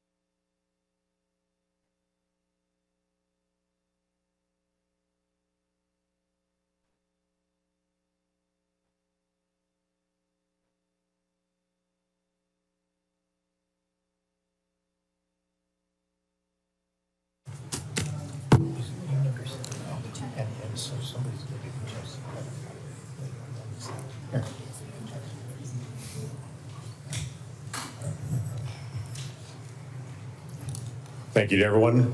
Committee is returning back from recess on this. Senator Whitehouse is recognized for questions. Thank you, Chairman. Mr. Secretary, I want to talk to you about Rhode Island. When you were last sitting there, here's what I said to you. I want to read it back to you because I want it to sink in.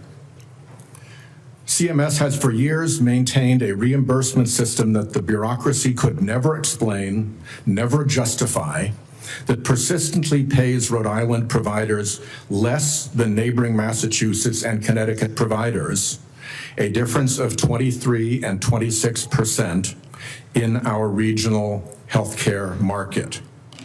Rhode Island's healthcare system is bleeding out because we aren't paid what neighboring hospitals and doctors are paid.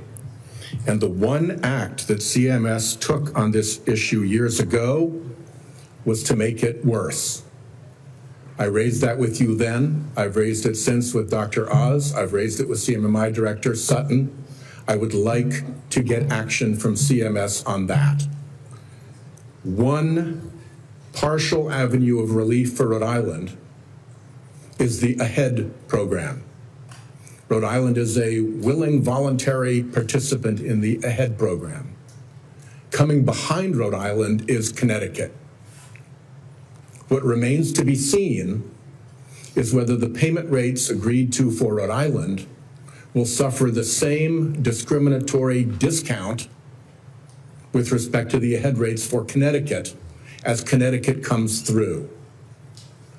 I've been able to get no assurances from CMS that they care one whit about this payment differential or that they see AHEAD as a means of resolving this injustice.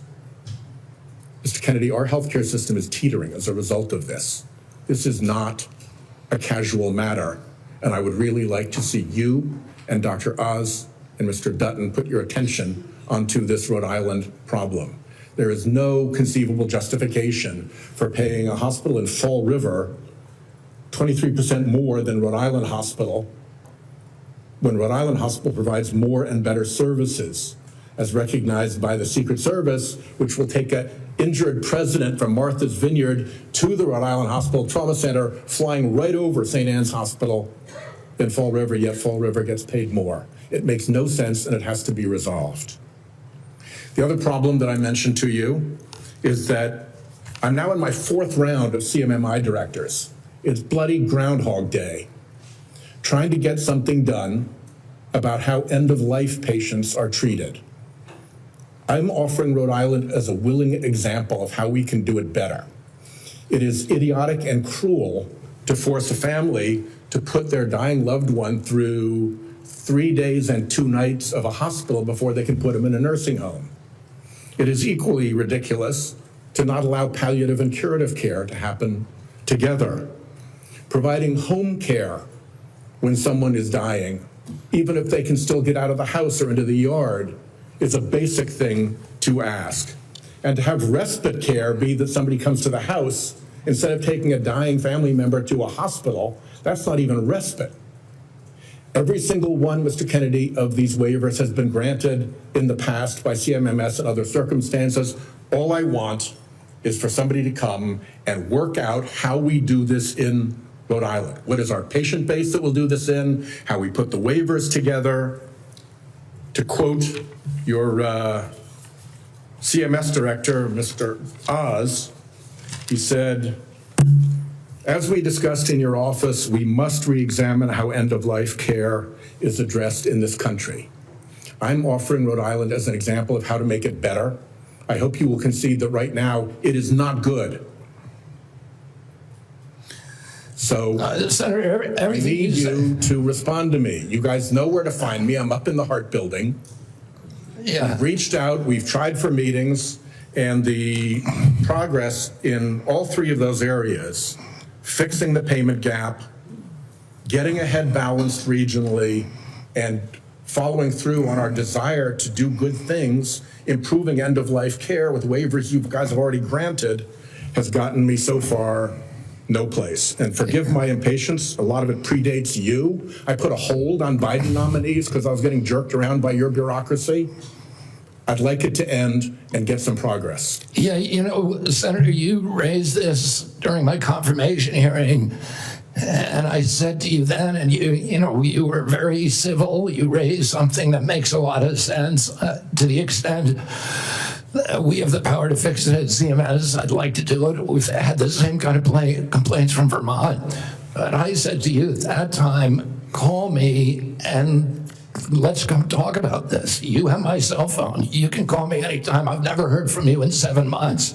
Call me up. I'd love to meet with you. I'll get Oz in the meeting, and what you're saying, particularly about at the end of life, it may be something we can do something about.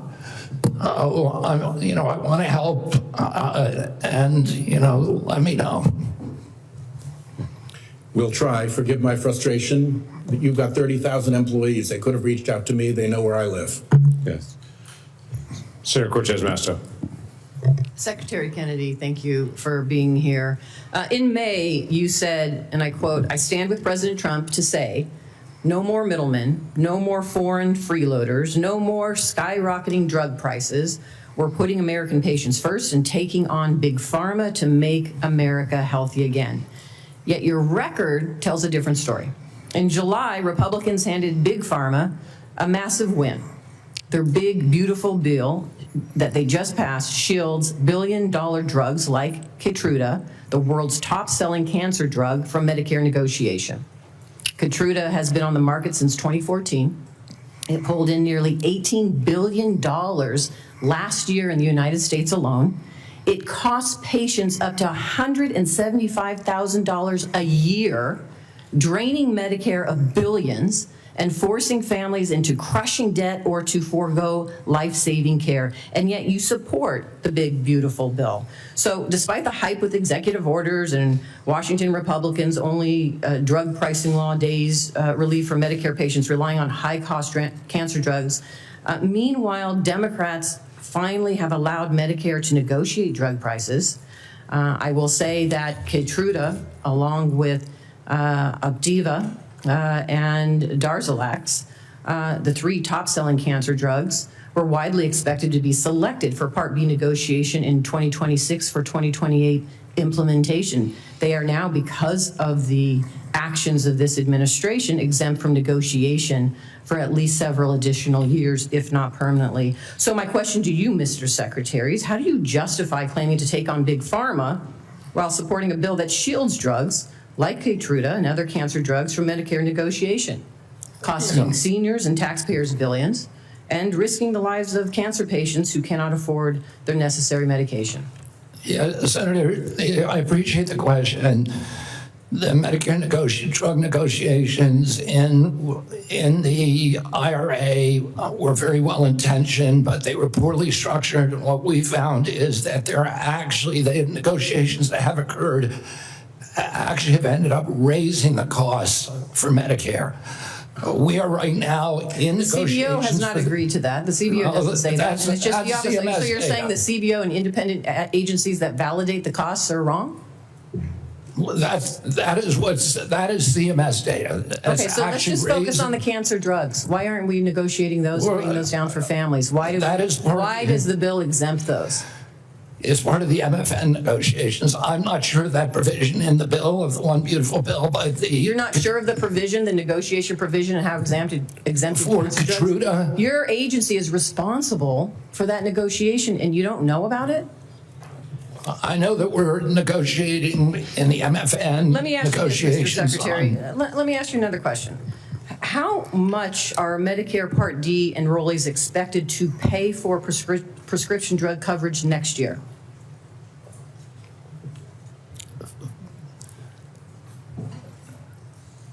I think that is in debate right now. Let me tell you. Are you talking about the rate? They are going to pay $15 more than last year, up to $50 a month. Now let me have a question for you on Part B. How much are Medicare Part B premiums expected to increase next year? I don't know. I talked to Dr. Oz about it yesterday. I think it's 16%. They're supposed to increase about 11.6% or $21.50 more each month. And again, last time you were before me, you couldn't answer the questions of the very agency and the authority that you have to address these issues. You know, next year, seniors and families are facing higher health care costs across the board. 23 million people on Medicare with a standalone Part D drug plan could see their premiums rise to $50 a month, up from $35, because the Trump administration is cutting the federal subsidy that has been keeping costs down. Part B premiums will jump 11.6% to $206 a month in 2026, one of the largest single-year increases in decades. And so for an administration that claims it is lowering costs, my question to you is, what are you going to do to keep costs down for seniors? I mean, I'm already doing what I'm already keeping costs down.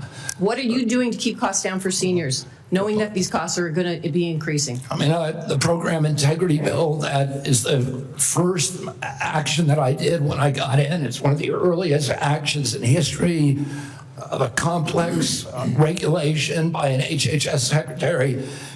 A Congressional Budget Office has said that that's brought premiums down by 5%. As the Congressional Budget Office, which does not like to acknowledge anything that we do. And does that impact seniors? Excuse me? Does that impact seniors? And I know my time is running out. Does that impact seniors? What you just talked about, you're lowering costs. I'm asking you specifically. We're lowering costs. Seniors. Does it impact seniors? Does it impact? Come on. Let me just stop here. I didn't Time hear is what running you out, said. so I appreciate the chairman's indulgence here. My concern is you can't answer the questions. The very agency has oversight over these issues and controls the levers to lower costs for seniors. And you can't answer that simple question. I didn't hear your question. Okay, let's go. We'll just proceed. And Senator Tillis has yielded his position to Senator Blackburn. So And she'll take it. thank you, Mr. Chairman, and Mr. Secretary, thank you for joining us today. I appreciate the comments you've made about the Rural Health Transformation Program. That is something many of us worked on, and we were pleased to push that out of this committee. And I know Dr. Oz is moving forward with implementing that. I appreciate your comments to Senator Warner on the area wage index. He and I have worked on fixing that, and we appreciate your attention. I am delighted to know that you're going to end the revolving door and the conflicts of interest. I have found it so unseemly that people who work with a pharmaceutical or with a big food company then go back over into CDC or NIH or FDA, and then they're signing off on regulation for their former employer and many times their future employer. So we appreciate that. Senator Langford went to you on the PBMs. And as you are aware, my PBM Act that Senator Wyden worked with me on, that made it out of this committee last cycle. And making certain that we keep these rural pharmacies open, making certain that PBMs do not profit above what is their standard service fee, and that they have to disclose all their pricing. That is going to be an imperative. So will you work with us to get that PBM legislation across the finish line and to the president's desk? Yes, Senator, absolutely. Thank you. Interoperability is something that you have announced, a new interoperability framework to better align data sharing principles. And this is important to digital health. And as you're aware, when we passed 21st Century Cures in 2018, the Software Act and that health IT definition is something that I worked tirelessly on to get implemented. So what I want to hear from you is, how does CMS plan to align this new framework with the existing federal framework? And how are we going to be able to move forward with one national policy on interoperability? Well, I don't know if we, what we have right now is concrete commitments from the 60 top tech companies who we were able to convene to do data sharing, to do patient accessibility, and to do interoperability. But I can't tell you how that's going to mesh. Then if you will have someone submit to me in writing what that pathway is, this is something that is essential if we're going to be able to benefit from that data. So having some specificity on the pathway will be helpful. I did want to talk with you. Last time you were here, I talked about the concerns on overprescribing prescription stimulant drugs for children. And there are ways that HHS can work collaboratively with state agencies on this and to actually promote more community-based intervention to combat overprescribing. And we all have seen the harmful side effects. And there's a lot of reporting out there on this and tremendous concern for grandmamas like me who see children and friends of our grandchildren who suffer with this. So I know your team is working on solutions, so you're going to have your Make Our Children Healthy Again strategy that you're going to release, but talk for a moment. We've got 30 seconds left. Talk for a moment on how you can better arm parents with information on the harmful side effects of overprescribing these stimulant drugs. I mean, one of the problems, Senator, is that, we now have 1 out of every 5 kids on these drugs and the antidepressants, even more. And we know very little about long-term impacts because NIH and CDC have been asleep at the wheel. Right now, we are doing those studies. We're doing extensive studies so that we can warn parents and so that we can force the companies to put labels on their products. And, we'll do whatever we can to show that, just to get data out to the public. That's really what our function is. And to show what the long-term impact of some of these drugs is. Are we actually preventing suicide or are we creating more suicide? And that's something that we don't know the answer to, which is, how did these drugs become so common in our society without us even knowing the answer to those questions? That is malpractice at these agencies, and that is the malpractice that I am going to fix. Thank you. Thank you. Senator Warren. Thank you, Mr. Chairman. So last November, while you were under consideration to become Secretary of Health and Human Services, Mr. Kennedy, you said, quote, if vaccines are working for somebody, I'm not going to take them away. No exceptions, no ifs, ands, or buts. You would not take away vaccines from anyone who wanted them.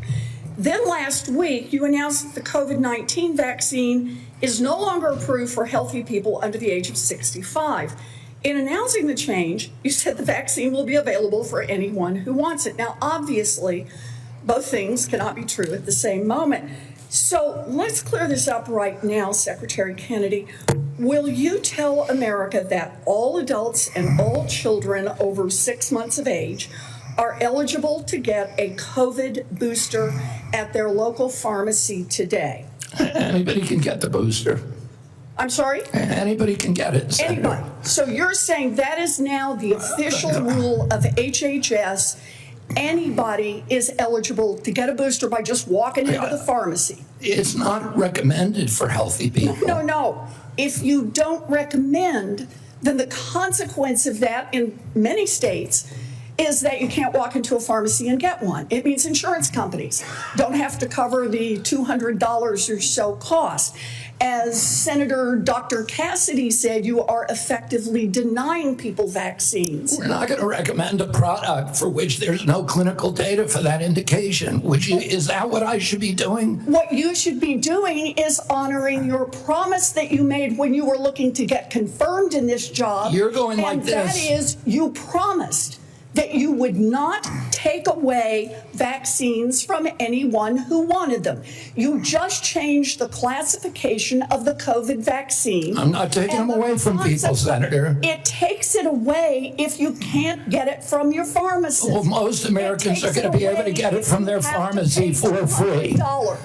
Most Americans will be able to get it from their pharmacy for free. The question is, everyone who wants it, that was your promise. No, I didn't. I never promised that I was going to recommend products with which there is no indication. When you said... And I know you've taken $855,000 from pharmaceutical companies, Senator. Did you hold up a big sign saying that you were lying when you said that? Because you are the one who said you would not take them away.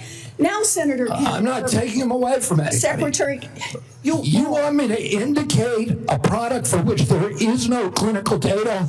Senator, is that what you want? Secretary Kennedy, you said you wouldn't, and now you did. I'm not taking them away. Everybody can get access to them. No, they can't walk into a pharmacy the way they could last month and get access to it depends on the state. It depends on the states.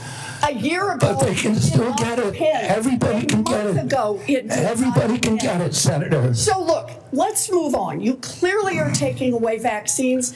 I've seen the list for what's coming up next, and that is the agenda for the next CDC vaccine panel. And first up is ratifying your COVID actions. Second is hepatitis B is on the agenda. So should Americans expect you to take away hepatitis vaccine access as well, even though you promised not to? As I said, I'm not taking vaccines away from anybody. Okay, same answer, right? You're just going to deny that when people can't get access, that you're not taking it away. Then let me ask you, is that the same game you're going to play with me? You want me to recommend every product in the world so that without any clinical trial data? Through on your promises. Yeah, my promise was to give. A month ago, we could get COVID vaccines by just walking. You can still get COVID vaccines, Senator. You are taking that away. No, you are still. You can still get the COVID vaccines, and Medicare will still pay for them, and Medicaid will still pay for them. Tell the head of the CDC that if she refused to sign off on your changes to the childhood vaccine schedule, that she had to resign. No, I told her that she had to resign because I asked her, are you a trustworthy person? And she said no. So if you had an employee who told you they weren't trustworthy, would you ask them to resign, Senator? So I'm sorry, but this is not what she has said publicly. She has said I'm not surprised about that. So you're saying she's lying? Yes. Every conversation I had with her, there were witnesses. And let me get this straight. This is the same person that less than a month earlier, you stood next to her and described her as unimpeachable. And you had full confidence in her, and that you had full confidence in her scientific credentials. And in a month, she became a liar? Yeah, you should ask her what changed. And by the way, a month ago, you were voting against her. Oh, because you thought she was either incompetent, ineligible, or unsuited to the task. I voted against her because I was afraid she was going to bend the knee to you and Donald Trump. And it looks like she didn't bend the knee, so you fired her. Look, you're putting America's babies' health at risk, America's seniors' health at risk, all Americans' health at risk, and you should resign. Senator Sanders. Just want to pick up on Senator Warren's point. Are you telling us that the former head of CDC went to you, you asked her, are you a trustworthy person? And she said, no, I am not a trustworthy person? She didn't say, no, I'm not a trustworthy person. She said, no. Wow. Giving a quote. And I asked her no, 1 second. And you're also repeating now that she is a liar, correct? Which you wrote in the Wall Street Journal. If she wrote that I fired her because she refused to sign on in advance for the ACIP committee, no, that's not accurate. All right, so you're calling her a liar, and I look forward to her coming before the Health Committee, maybe this committee as well. All right, Mr. Secretary, I've got a bunch of questions. Appreciate brevity in answering it. So-called beautiful bill threw 15 million Americans off of health care, substantially raised premiums, and is going to have a terrible impact on nursing homes, community health centers, rural hospitals all over America. Very briefly, is that really making America healthy again? It's going to have it's going to be the biggest infusion of federal dollars into rural health care in American history. Yeah, you know why? Because you're cutting $150 billion for rural hospitals. You're putting $50 billion back. That's not an infusion. That's a loss of $100 billion. All right, next question. President Trump, who I don't usually agree with, called COVID vaccines, quote, one of the greatest miracles in the history of modern-day medicine that saved tens of millions of lives worldwide. Scientific community agrees with Trump. Lancet study found that it prevented almost 20 million deaths during their first year of use.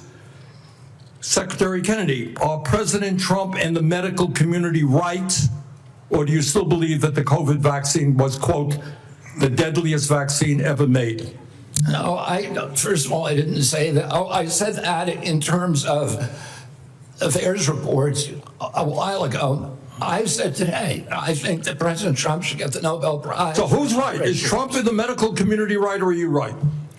President Trump did an extraordinary piece of leadership. Is he right or wrong? Did COVID save millions of lives?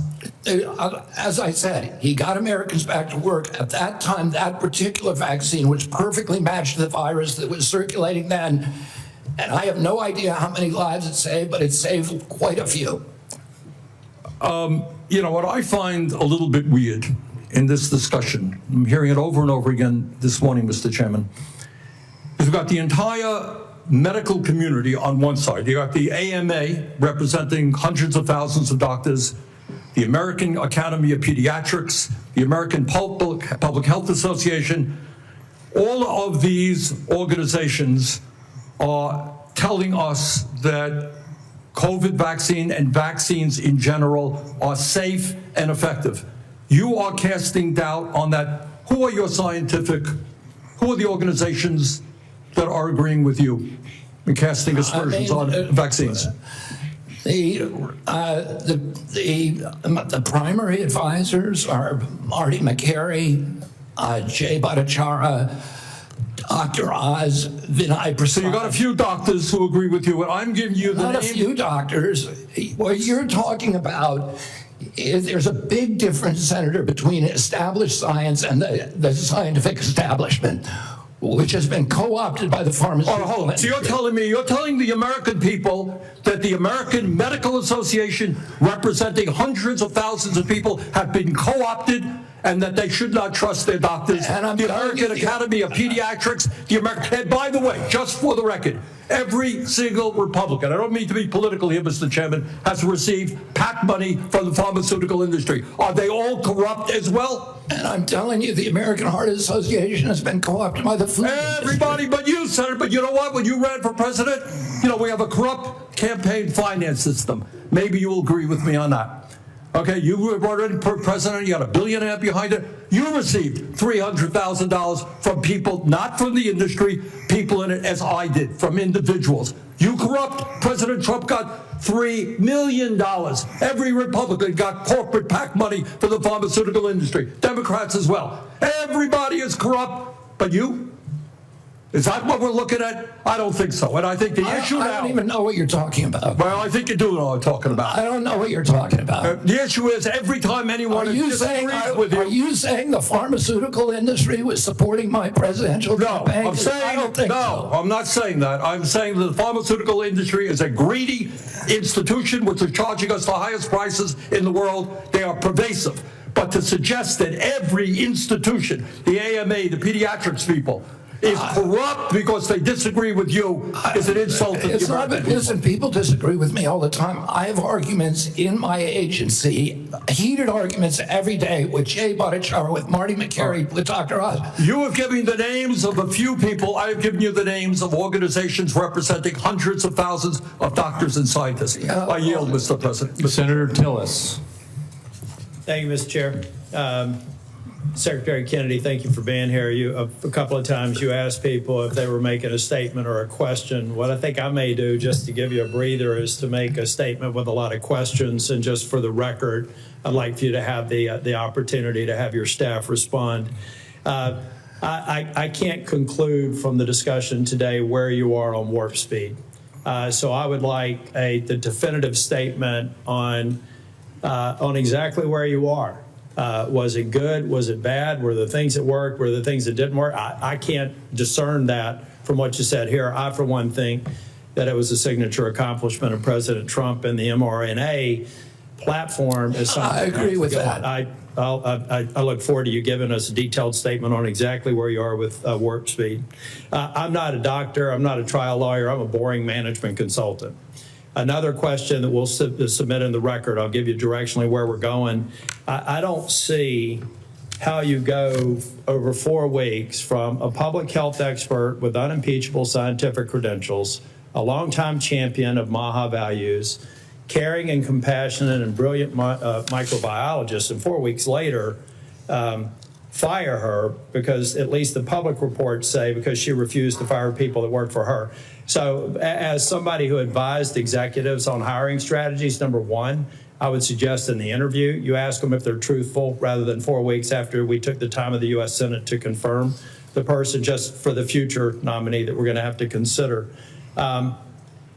But I do also believe that some of your statements seem to contradict what you said in the prior hearing. You said you're going to empower the scientists at HHS to do their job.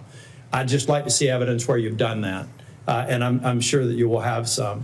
You will do nothing that makes it difficult or discourages people from taking vaccines. There seem to be several reports that would seem to refute that, but I'd rather you just respond to it.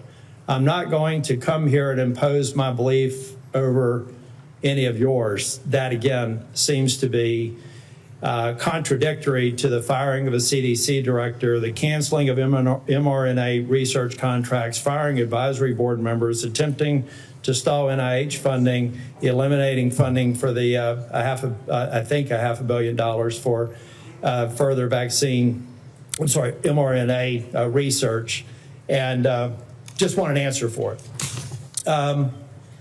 On HR 1, I believe you know my concerns about HR 1. I've had several meetings with, and HR 1 is the big, beautiful bill, OB3, whatever the brand is.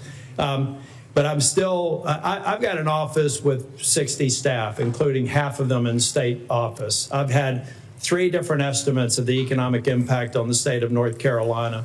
Can I get your comment? And I have been looking for somebody that's far more resourced than an office of 30 people up in here in D.C. to disprove my estimates with respect to the impact on North Carolina, period.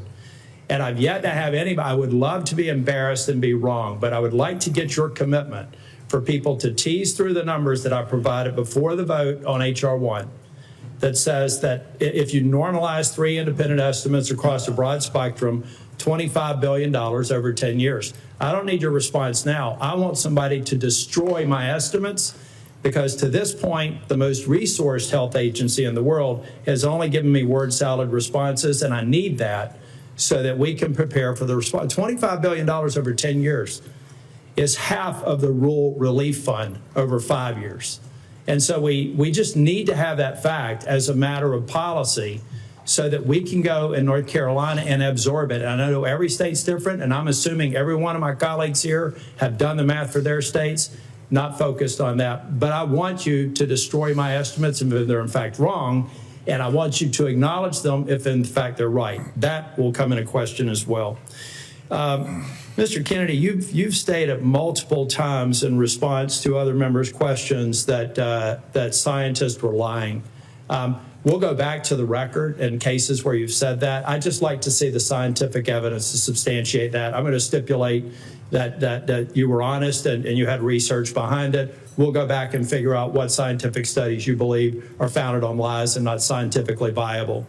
And then finally, I just want to give you an opportunity. Apparently in the exchange with Senator Bennett, you said you agreed with Dr. Levy's statements, who said that the mRNA vaccine causes serious cause serious harm, including death, particularly in young people.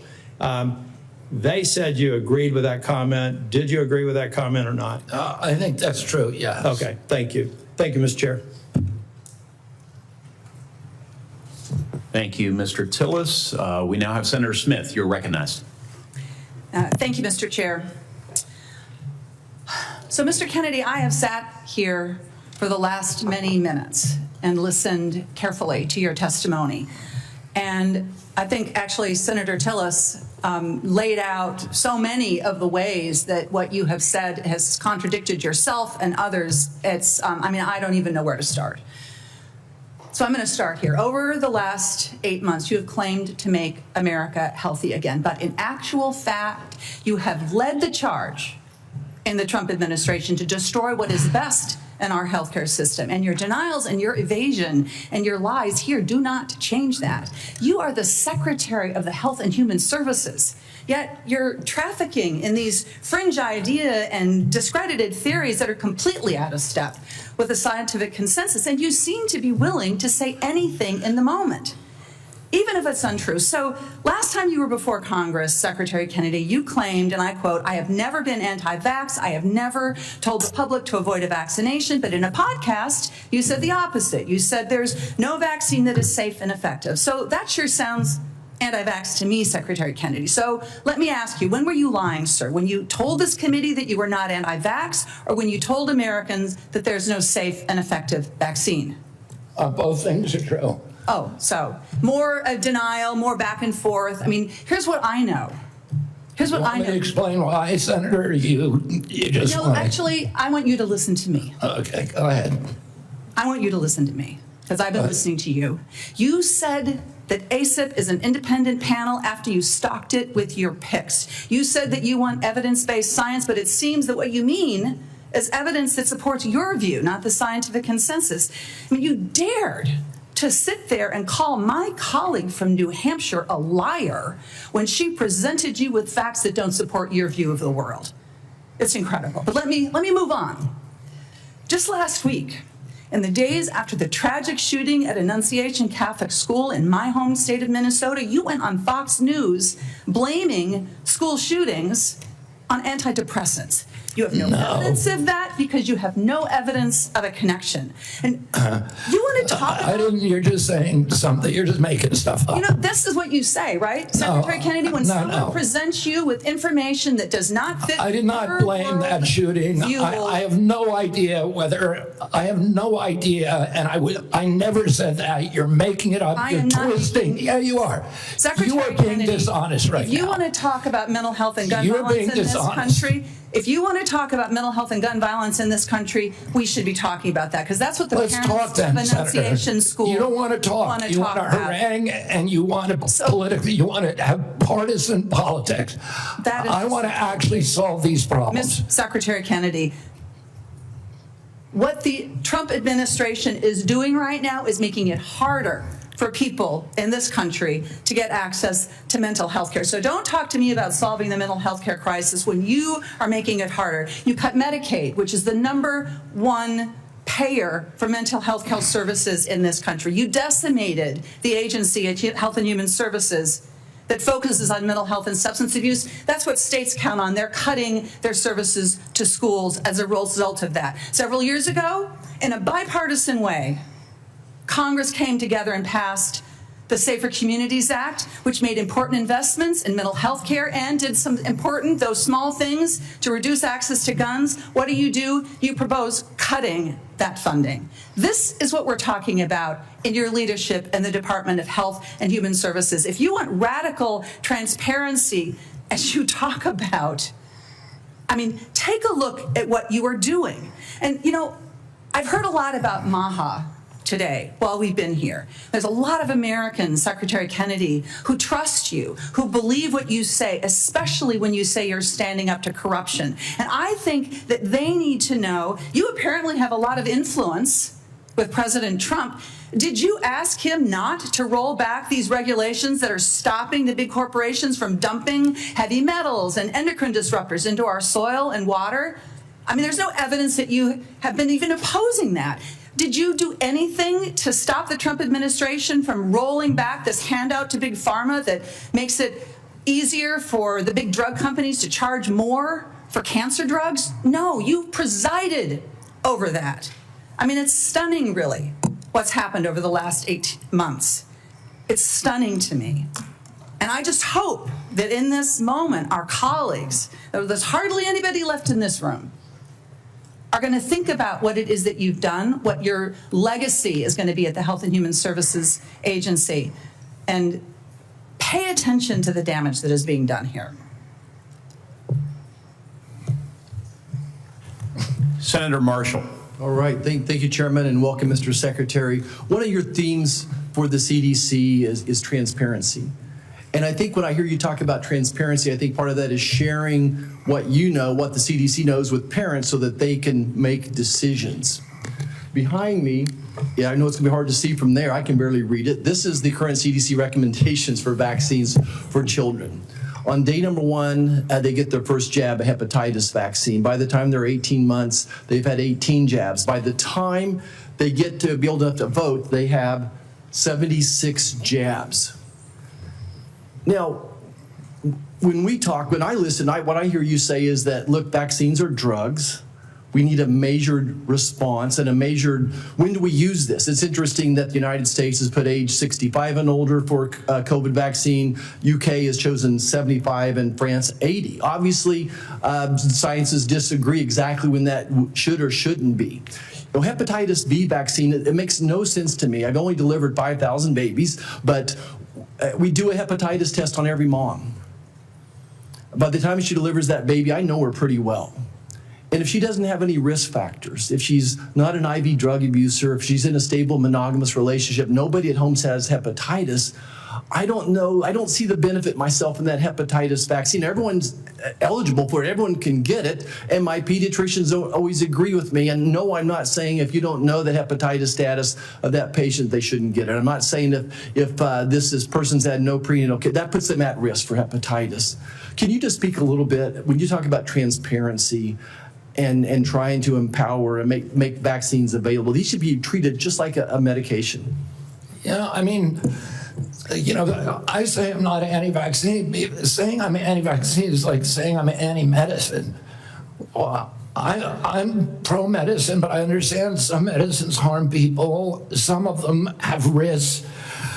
Some of them have benefits that outweigh those risks for certain populations, and the same is true with vaccines. And we don't understand the risk profile because vaccines are the only medical intervention, medical device, or pharmaceutical drug that are exempt from pre-licensing safety studies.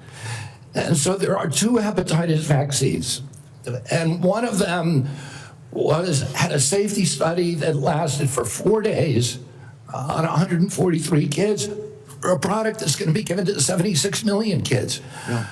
The risk profile prior to the introduction of the vaccine, the risk of a baby dying from hepatitis B was 1 in 7 million. That means you need to give 7 million hepatitis B vaccines to prevent 1 death if you're going to give 7 million. So, Mr. Secretary, and I guess before the press labels me wrong, I'm not anti-vax either. I think MMR's been a great vaccine. The DPT's been a great vaccine. Polio's been a great vaccine. Smallpox. So there are great, but it's the measured approach that we're after, the transparency. You're trying to empower parents here. What I feel the difference is, sometimes my friends across the aisle feel like there's a one-size-fits-all, that they should be telling parents what to do. And what you and I are fighting for is we want to empower parents to make these decisions. I want to talk about morbidity and mortality of COVID for just a second. It is so true that 2 things can be true, and I don't understand why, just the rabbit hole some of my colleagues are going down. There's a big difference. When I was out there practicing, doing volunteer work, I was so confused myself on the numbers. People dying with COVID versus from COVID. And we still don't have that message. And I think that's what I hear you saying as well. How many people died from COVID versus with COVID is a different answer. The situation today is so different when this monster virus was made at a laboratory in Wuhan, China, and none of us had ever seen this virus and we had no immunity to it.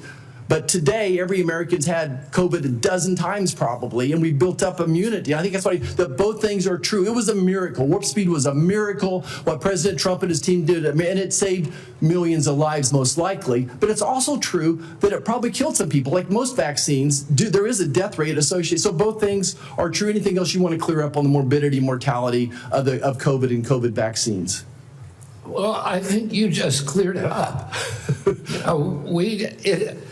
The COVID vaccine was critical. President Trump's leadership got it to us when our society was locked down and allowed us to open up. It was, as I said, perfectly matched to a virus that was new in the experience of humanity. And so it was a miracle.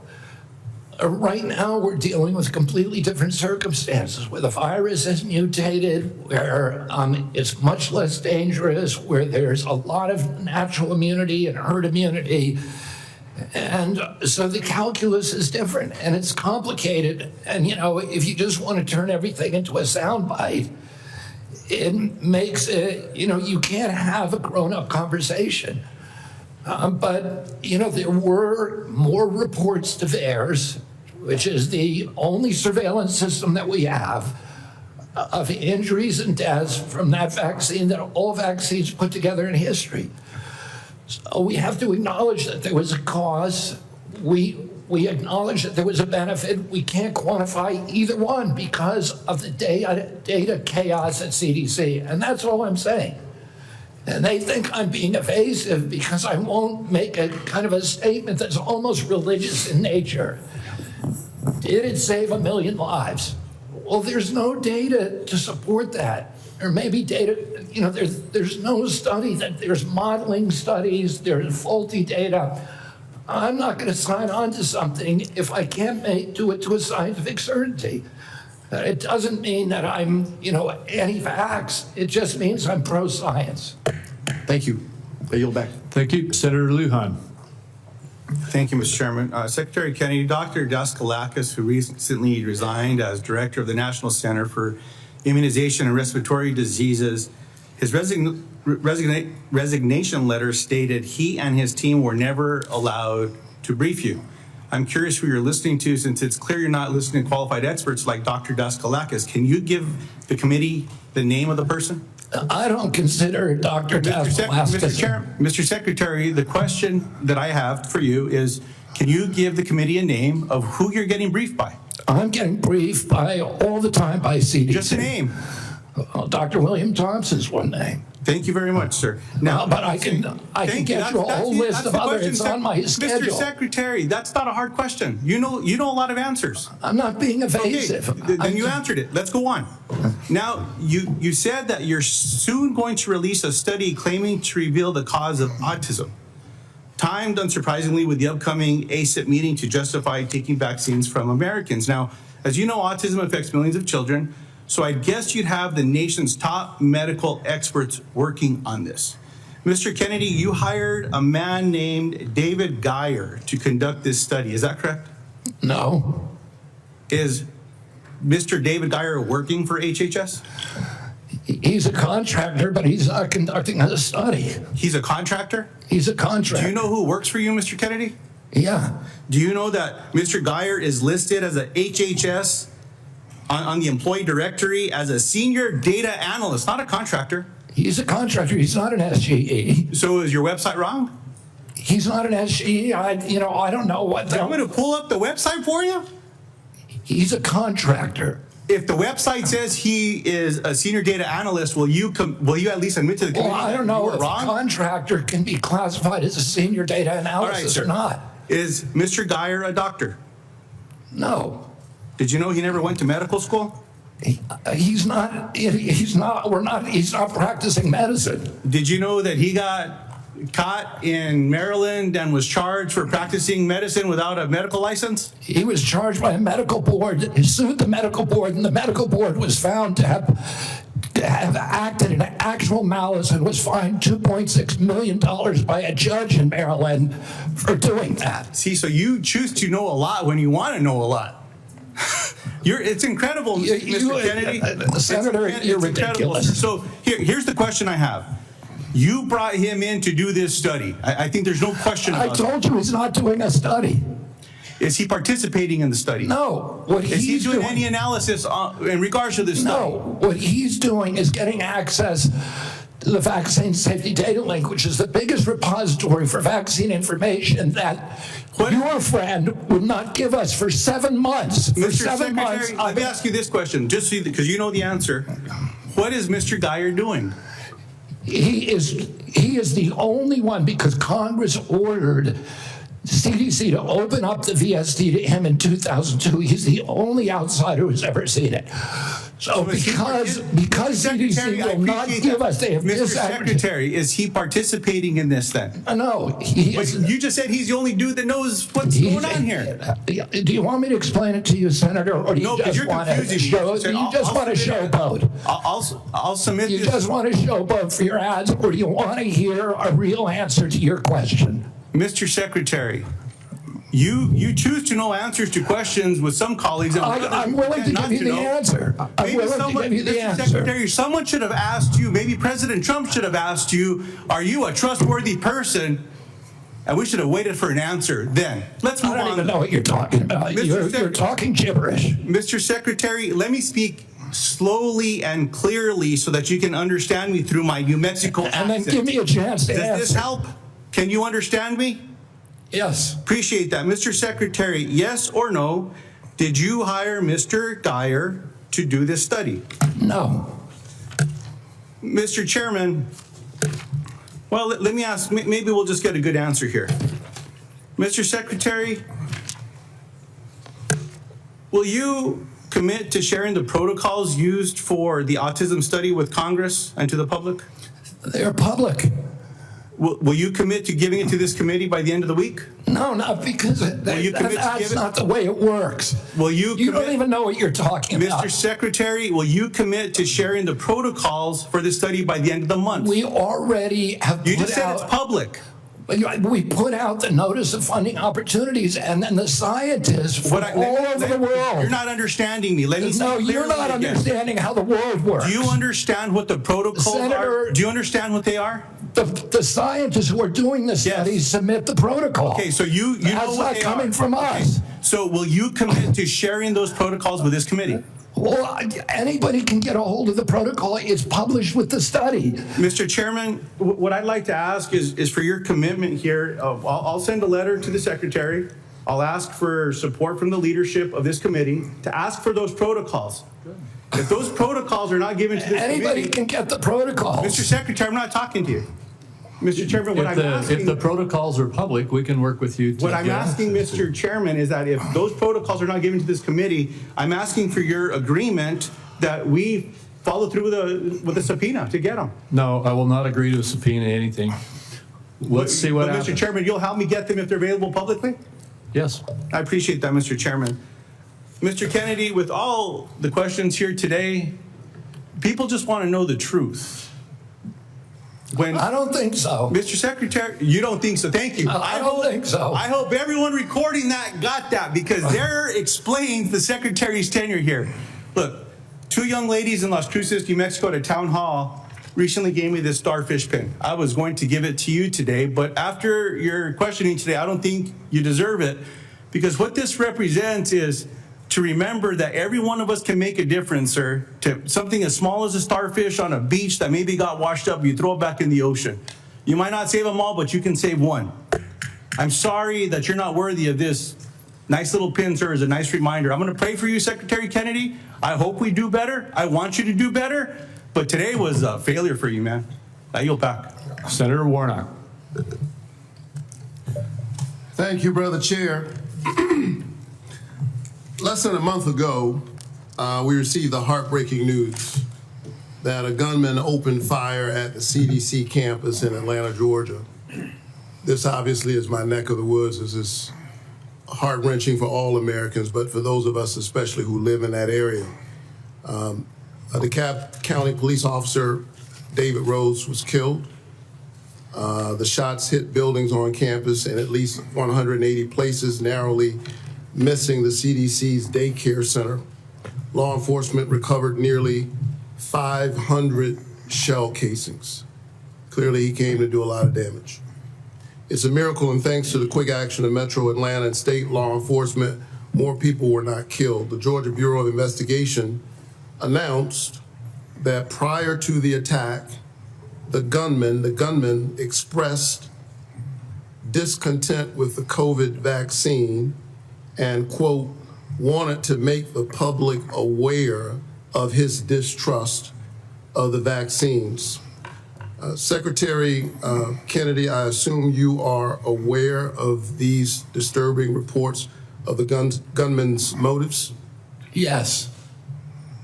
And, I understand that some people may have concerns about new medical breakthroughs, but those people don't have the world's top medical experts working under them. You've been over HHS for 7 months now. Have you ever been briefed by CDC's career immunization officials to discuss your concerns? And by the way, every member of this panel has criticized President Trump and demonized him. Have you ever Are been you briefed? complicit in the assassination attempts on President Trump? Sir, I'm asking the questions. You are the witness. It's a simple yes or no question. Have you ever been briefed by CDC's career immunization officials to discuss their concerns? Yes, I have. What was the answer? Yes. You have been briefed by CDC officials, the career immunization officials, to express your... The senior vaccine safety scientist, for example. Have you ever been to the CDC as secretary before the shooting on August 8th? Have I ever been there as secretary? Have you been there as secretary before the shooting? No. Okay. Let's return to the shooting and the aftermath. Secretary Kennedy, I'm about to ask you a series of yes or no questions about the events of the past month, and I would appreciate just a yes or no response. You called Dr. Manarez to your office on August 25th for a meeting. Is that correct? Yes or no? It could be.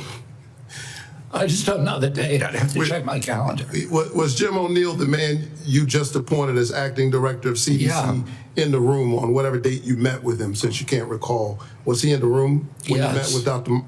Manarez? In that meeting, did you criticize Dr. Manarez for her statements to CDC following the shooting where she said, quote, misinformation can be dangerous? I don't believe so. I have no record. You don't believe you criticized her? Oh, I criticized her. Did you criticize Not her? for that. Did you criticize her? I don't even. Did you criticize her for her statements to CDC workers following the shooting? Did I what?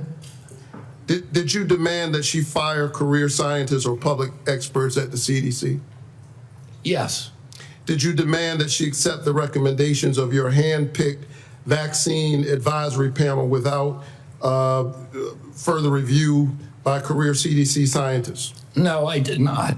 You didn't ask for her commitment ahead of time that she would accept the recommendations from the advisory panel? You're denying that? What I asked her about is she had made a statement that she was going to not sign on, and I wanted clarification about that.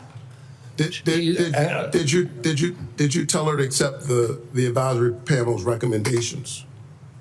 I told her I didn't want her to have a rule that she's not going to sign on to it. Did you say that the CDC was, quote, the most corrupt federal agency in the history of the world? Not the history of the world, but definitely within HHS. Did you say that? I did not say that, but I did say it's the most corrupt agency in HHS, and maybe the government. So you call the CDC corrupt. Did you say that CDC staff are, quote, horrible people? Horrible people? Did you say that they're killing children and they don't care? No. Okay, I think that we all have a history of listening to you and these answers. But you're on the record for a number of these statements. Despite your lack of credentials and expertise, clearly you have an agenda.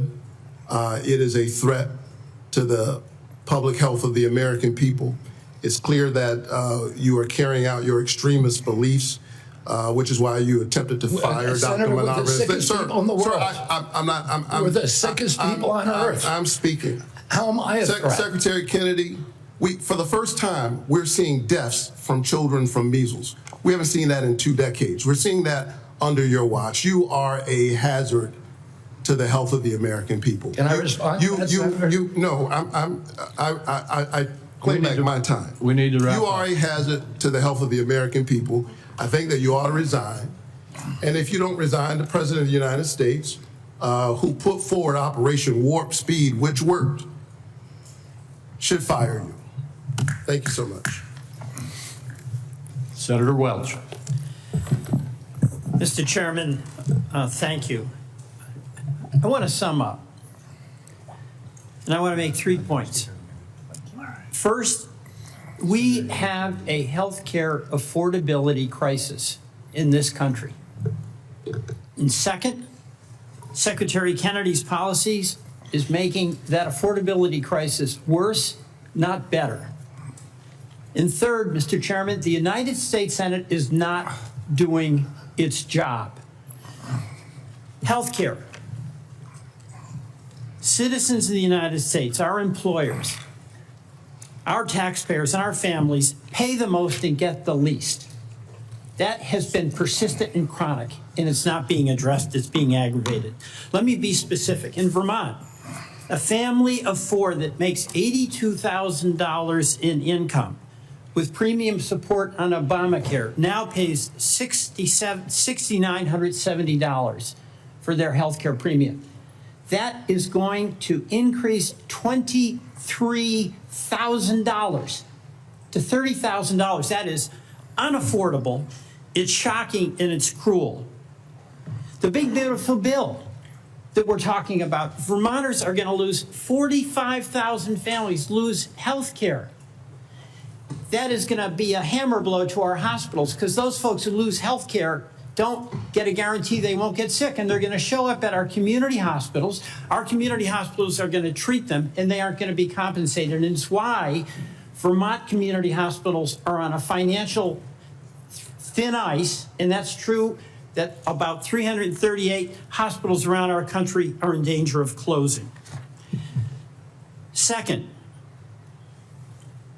Mr. Chairman, I believe the Secretary made assurances to this committee, and he has not kept the promises he made. Prices have not come down, they've gone up. He assured Senator Cassidy that he would not change the standards for vaccine review. Yet since his confirmation, all 17 members of the Vaccine Advisory Board have been fired by him. He has limited the use of COVID-19 vaccine. And he has inexplicably canceled $500 million in vaccine research and funding. So, you know, I'm not surprised. Stephen Miller credited you with being the crown jewel of the cabinet. And my observation about the crown jewel of the cabinet and the policies of folks who get rewarded are the ones who fire those in service that speak truth to power. Susan Menares, we've gone over that, fired because she refused to fire herself, staff without cause, and refused to rubber stamp changes to the vaccine schedule without data. The head of the Bureau of Labor Statistics was fired because she gave a report with honest numbers about the job report. CIA Russia expert who'd been there for 30 years, fired after the meeting with Putin. So, Mr. President, that is serious and worrisome.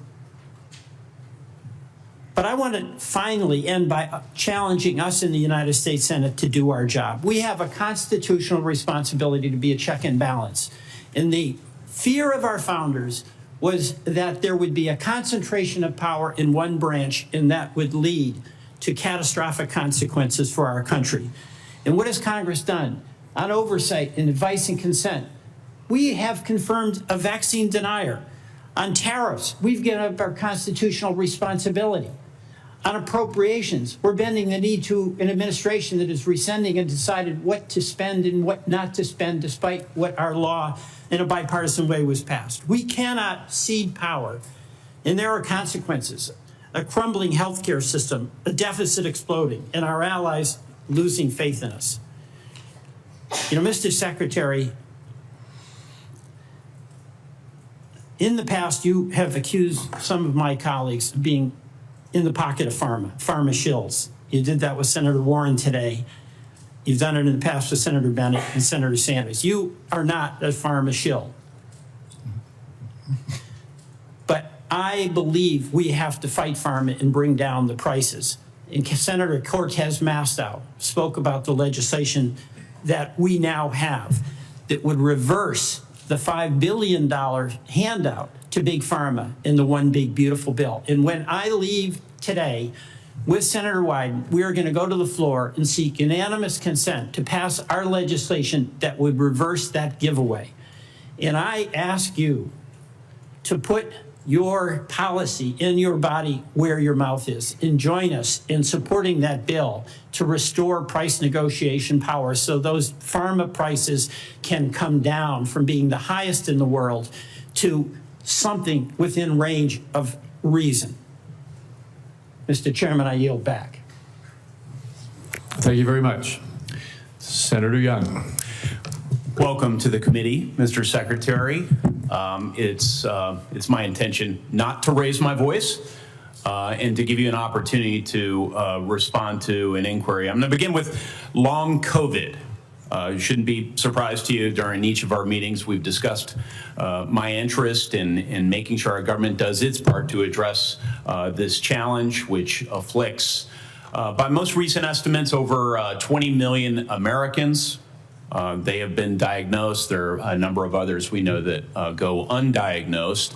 Over 400 million people worldwide suffer from this at a cost of $1 trillion a year, which is roughly 1% of global GDP. This, we know, has had impacts on participation in the workforce, therefore our own GDP. So it's serious on a number of fronts. It's my hope we can come up with some therapeutics for this condition. One of the real barriers to that is seeing that we are able to launch more clinical trials. I want to get your update on how the clinical trials are going, what plans you might have in the works to increase the number of clinical trials as it pertains to long COVID. Yeah, Senator, there was a project funded, a long COVID project at NIH. There was a huge amount of money spent on it. It yielded nothing. I agree with that. Right, and I think you know that we are doing now a different approach. We're launching a long COVID consortium. We're bringing together the best doctors in the country who have developed reputations for being able to treat long COVID. And one of them is a doctor that actually... Dr. Bruce Patterson. Yeah, Bruce Patterson, and then Dr. Jordan Vaughn, also from Florida. There's a number of them who are doing spectacular things where patients are reporting extraordinary progress. We want to get them all involved, all in one room. We want to identify the protocols that are working. This is something that did not happen during COVID. It was all ivory tower science, and the doctors who are on the ground were ignored. The same thing happened during the HIV crisis. Yes. And we're trying to do something different, which so my time's limited. You mentioned ivory tower. And so that's a segue into a statistic that I've become familiar with over the years. It takes roughly 18 years for proven interventions, pharmacological or other types of medical interventions, to make their way out into the field. If we assume, I think a conservative estimate, 12 to 15 years until we have any really acceptable therapeutics for a long COVID, that's a cheerful estimate. Plus the 18 years until it finds its way into clinical practice, people roughly my age will pass. Actuarially speaking, they will pass before there's any acceptable therapeutics. So we need to accelerate our current activities. Can you give me a couple of things you're going to do to ensure that we accelerate our development of therapeutics? I mean, the best solution is the same kind of solutions that we should have been pursuing during COVID, which is off-the-shelf approved drugs for that are there already. Yes. So you don't it was recently reported that all the major pharma companies, I'm sorry if there's one good student exception, are serving as barriers to clinical trials. How can they repurpose? It is bizarre that that's happening. Okay, you're the Secretary of HHS. Will you be cracking down on this lack of cooperation? Yes. Thank you. Yes. Thank you so much. Will you also be exploring research partnerships with other countries, seeing as I've established this is a global challenge? Yes. Okay. And that's what we should have done during HIV. It's what we should have done during COVID. Yes. Will you also be exploring whether ARPA-H, which has different research protocols than NIH, NIH is very good at what they do, but it takes them a really long time to prove things because of their rigorous process. ARPA is more practical, right? And so one could imagine ARPA-H tackling this challenge. Will you be encouraging? We're absolutely open to that, Senator. Okay.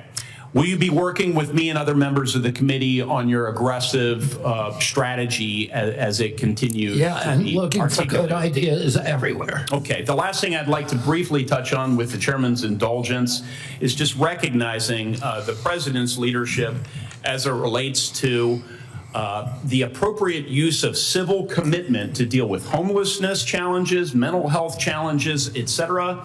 He's taking a look at these practices. This can be a difficult conversation for so many of us, but I think it is worth considering whether government can play a more assertive role in helping people off the streets who have serious mental illness get off the streets, receive the sort of treatment they really need to be healthy.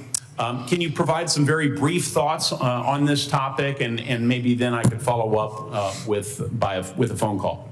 On the topic of civil commitment. Yeah. We can follow up, Mr. Secretary. It's mainly happening in the States, so I want to hear your ideas on it if there's something that you think. Yeah, I think the president said, you know, we ought to take a look at it. If there's somebody in 20-degree below zero temperatures consistently in Washington, D.C., and they're believed to perhaps have mental health challenges, might we consider how to offer them care in a controlled setting rather than allowing them to freeze to death? Might that be humane as we consider application of our laws? Follow up on that with you. All right.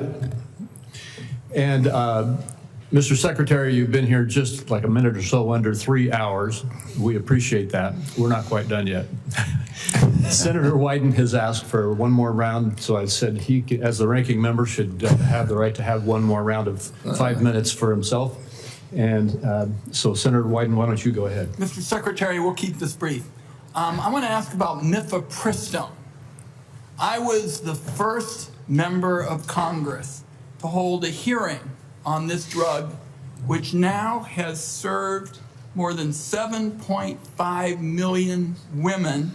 And of course, it is used for reproductive health and medication abortion. It has been documented again and again as safe, and people say safer than Tylenol. And the reason that I'm asking the question is that I'm getting reports that you've said you're going to conduct a complete review of mifepristone's safety, and what we're hearing is it's not based on new clinical trials or data from the scientific community, but on one reviewed paper that's not a peer-reviewed paper by a political organization and Project 2025 sponsor whose stated mission is to advance an anti-abortion agenda. So what I'd like to hear today is for you to say that you'll commit that your best scientists, without bias, will be permitted to conduct this entirely unnecessary safety review. I don't see any evidence for it. You've called for it. But what I'd like to do is make sure that it's done right, and I'm very troubled by what I've heard about it. Your thoughts? You have my commitment. Okay. That'll be good science and good scientists. Okay. We'll get back to you to talk about specifically how that's going to play out, but I appreciate that. Okay, one last point for you, Mr. Chairman. I'm going to ask unanimous consent to enter into the record declaration by these kids, you know, some of them very young, who in the middle of the night, we were told by whistleblowers are being whisked away and the like. And what I'd like to enter into the record are statements by these kids that we have learned about, and also a memo prepared by the Guatemalan government outlining the deportation effort into the record. We've been able to obtain that, and I think it's an important part of the debate. And with that, I beat my time of 5 minutes. All right, without objection. Thank you very much, Senator Wyden. And we are now at the point where I'll just make a couple of very brief personal closing remarks, and then I've decided, Mr. Secretary, you know, I said at the outset of this hearing it was going to be some partisan battling going on. That is something that's very obvious to anybody who's paid any attention to what's happened in the last 3 hours. There were several times that you were cut off, or I had to cut you off because we needed to keep moving along. And I'm not suggesting that you need to or should, but if there's anything that you felt you didn't have a chance to say, if you could briefly say it now, or if you would like, you'll have the opportunity to submit written responses to questions, which I'm going to reference in a minute, and you could make any further statements that you would like to make at that point. But I think I'll have mercy on everybody here and let us adjourn. All right, wise choice. Let me just say now that senators will be allowed to submit questions to you for the record by next Thursday, September 11th, by 5 p.m. And I just want to say, Mr. Secretary, during former Secretary Becerra's tenure, responses to these kinds of questions for the record were not delivered in a timely manner. And the example I'm going to give you is that on March 22, 2023, he got questions. He answered in February 22, 2024, 11 months later. A year seems excessive.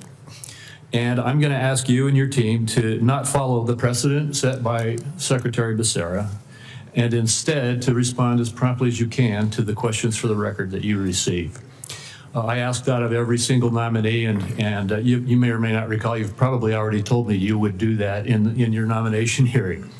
But with that, once again, to my colleagues, the deadline for submitting these questions for the record is September 11th at 5 p.m. And hearing nothing further, this hearing is adjourned.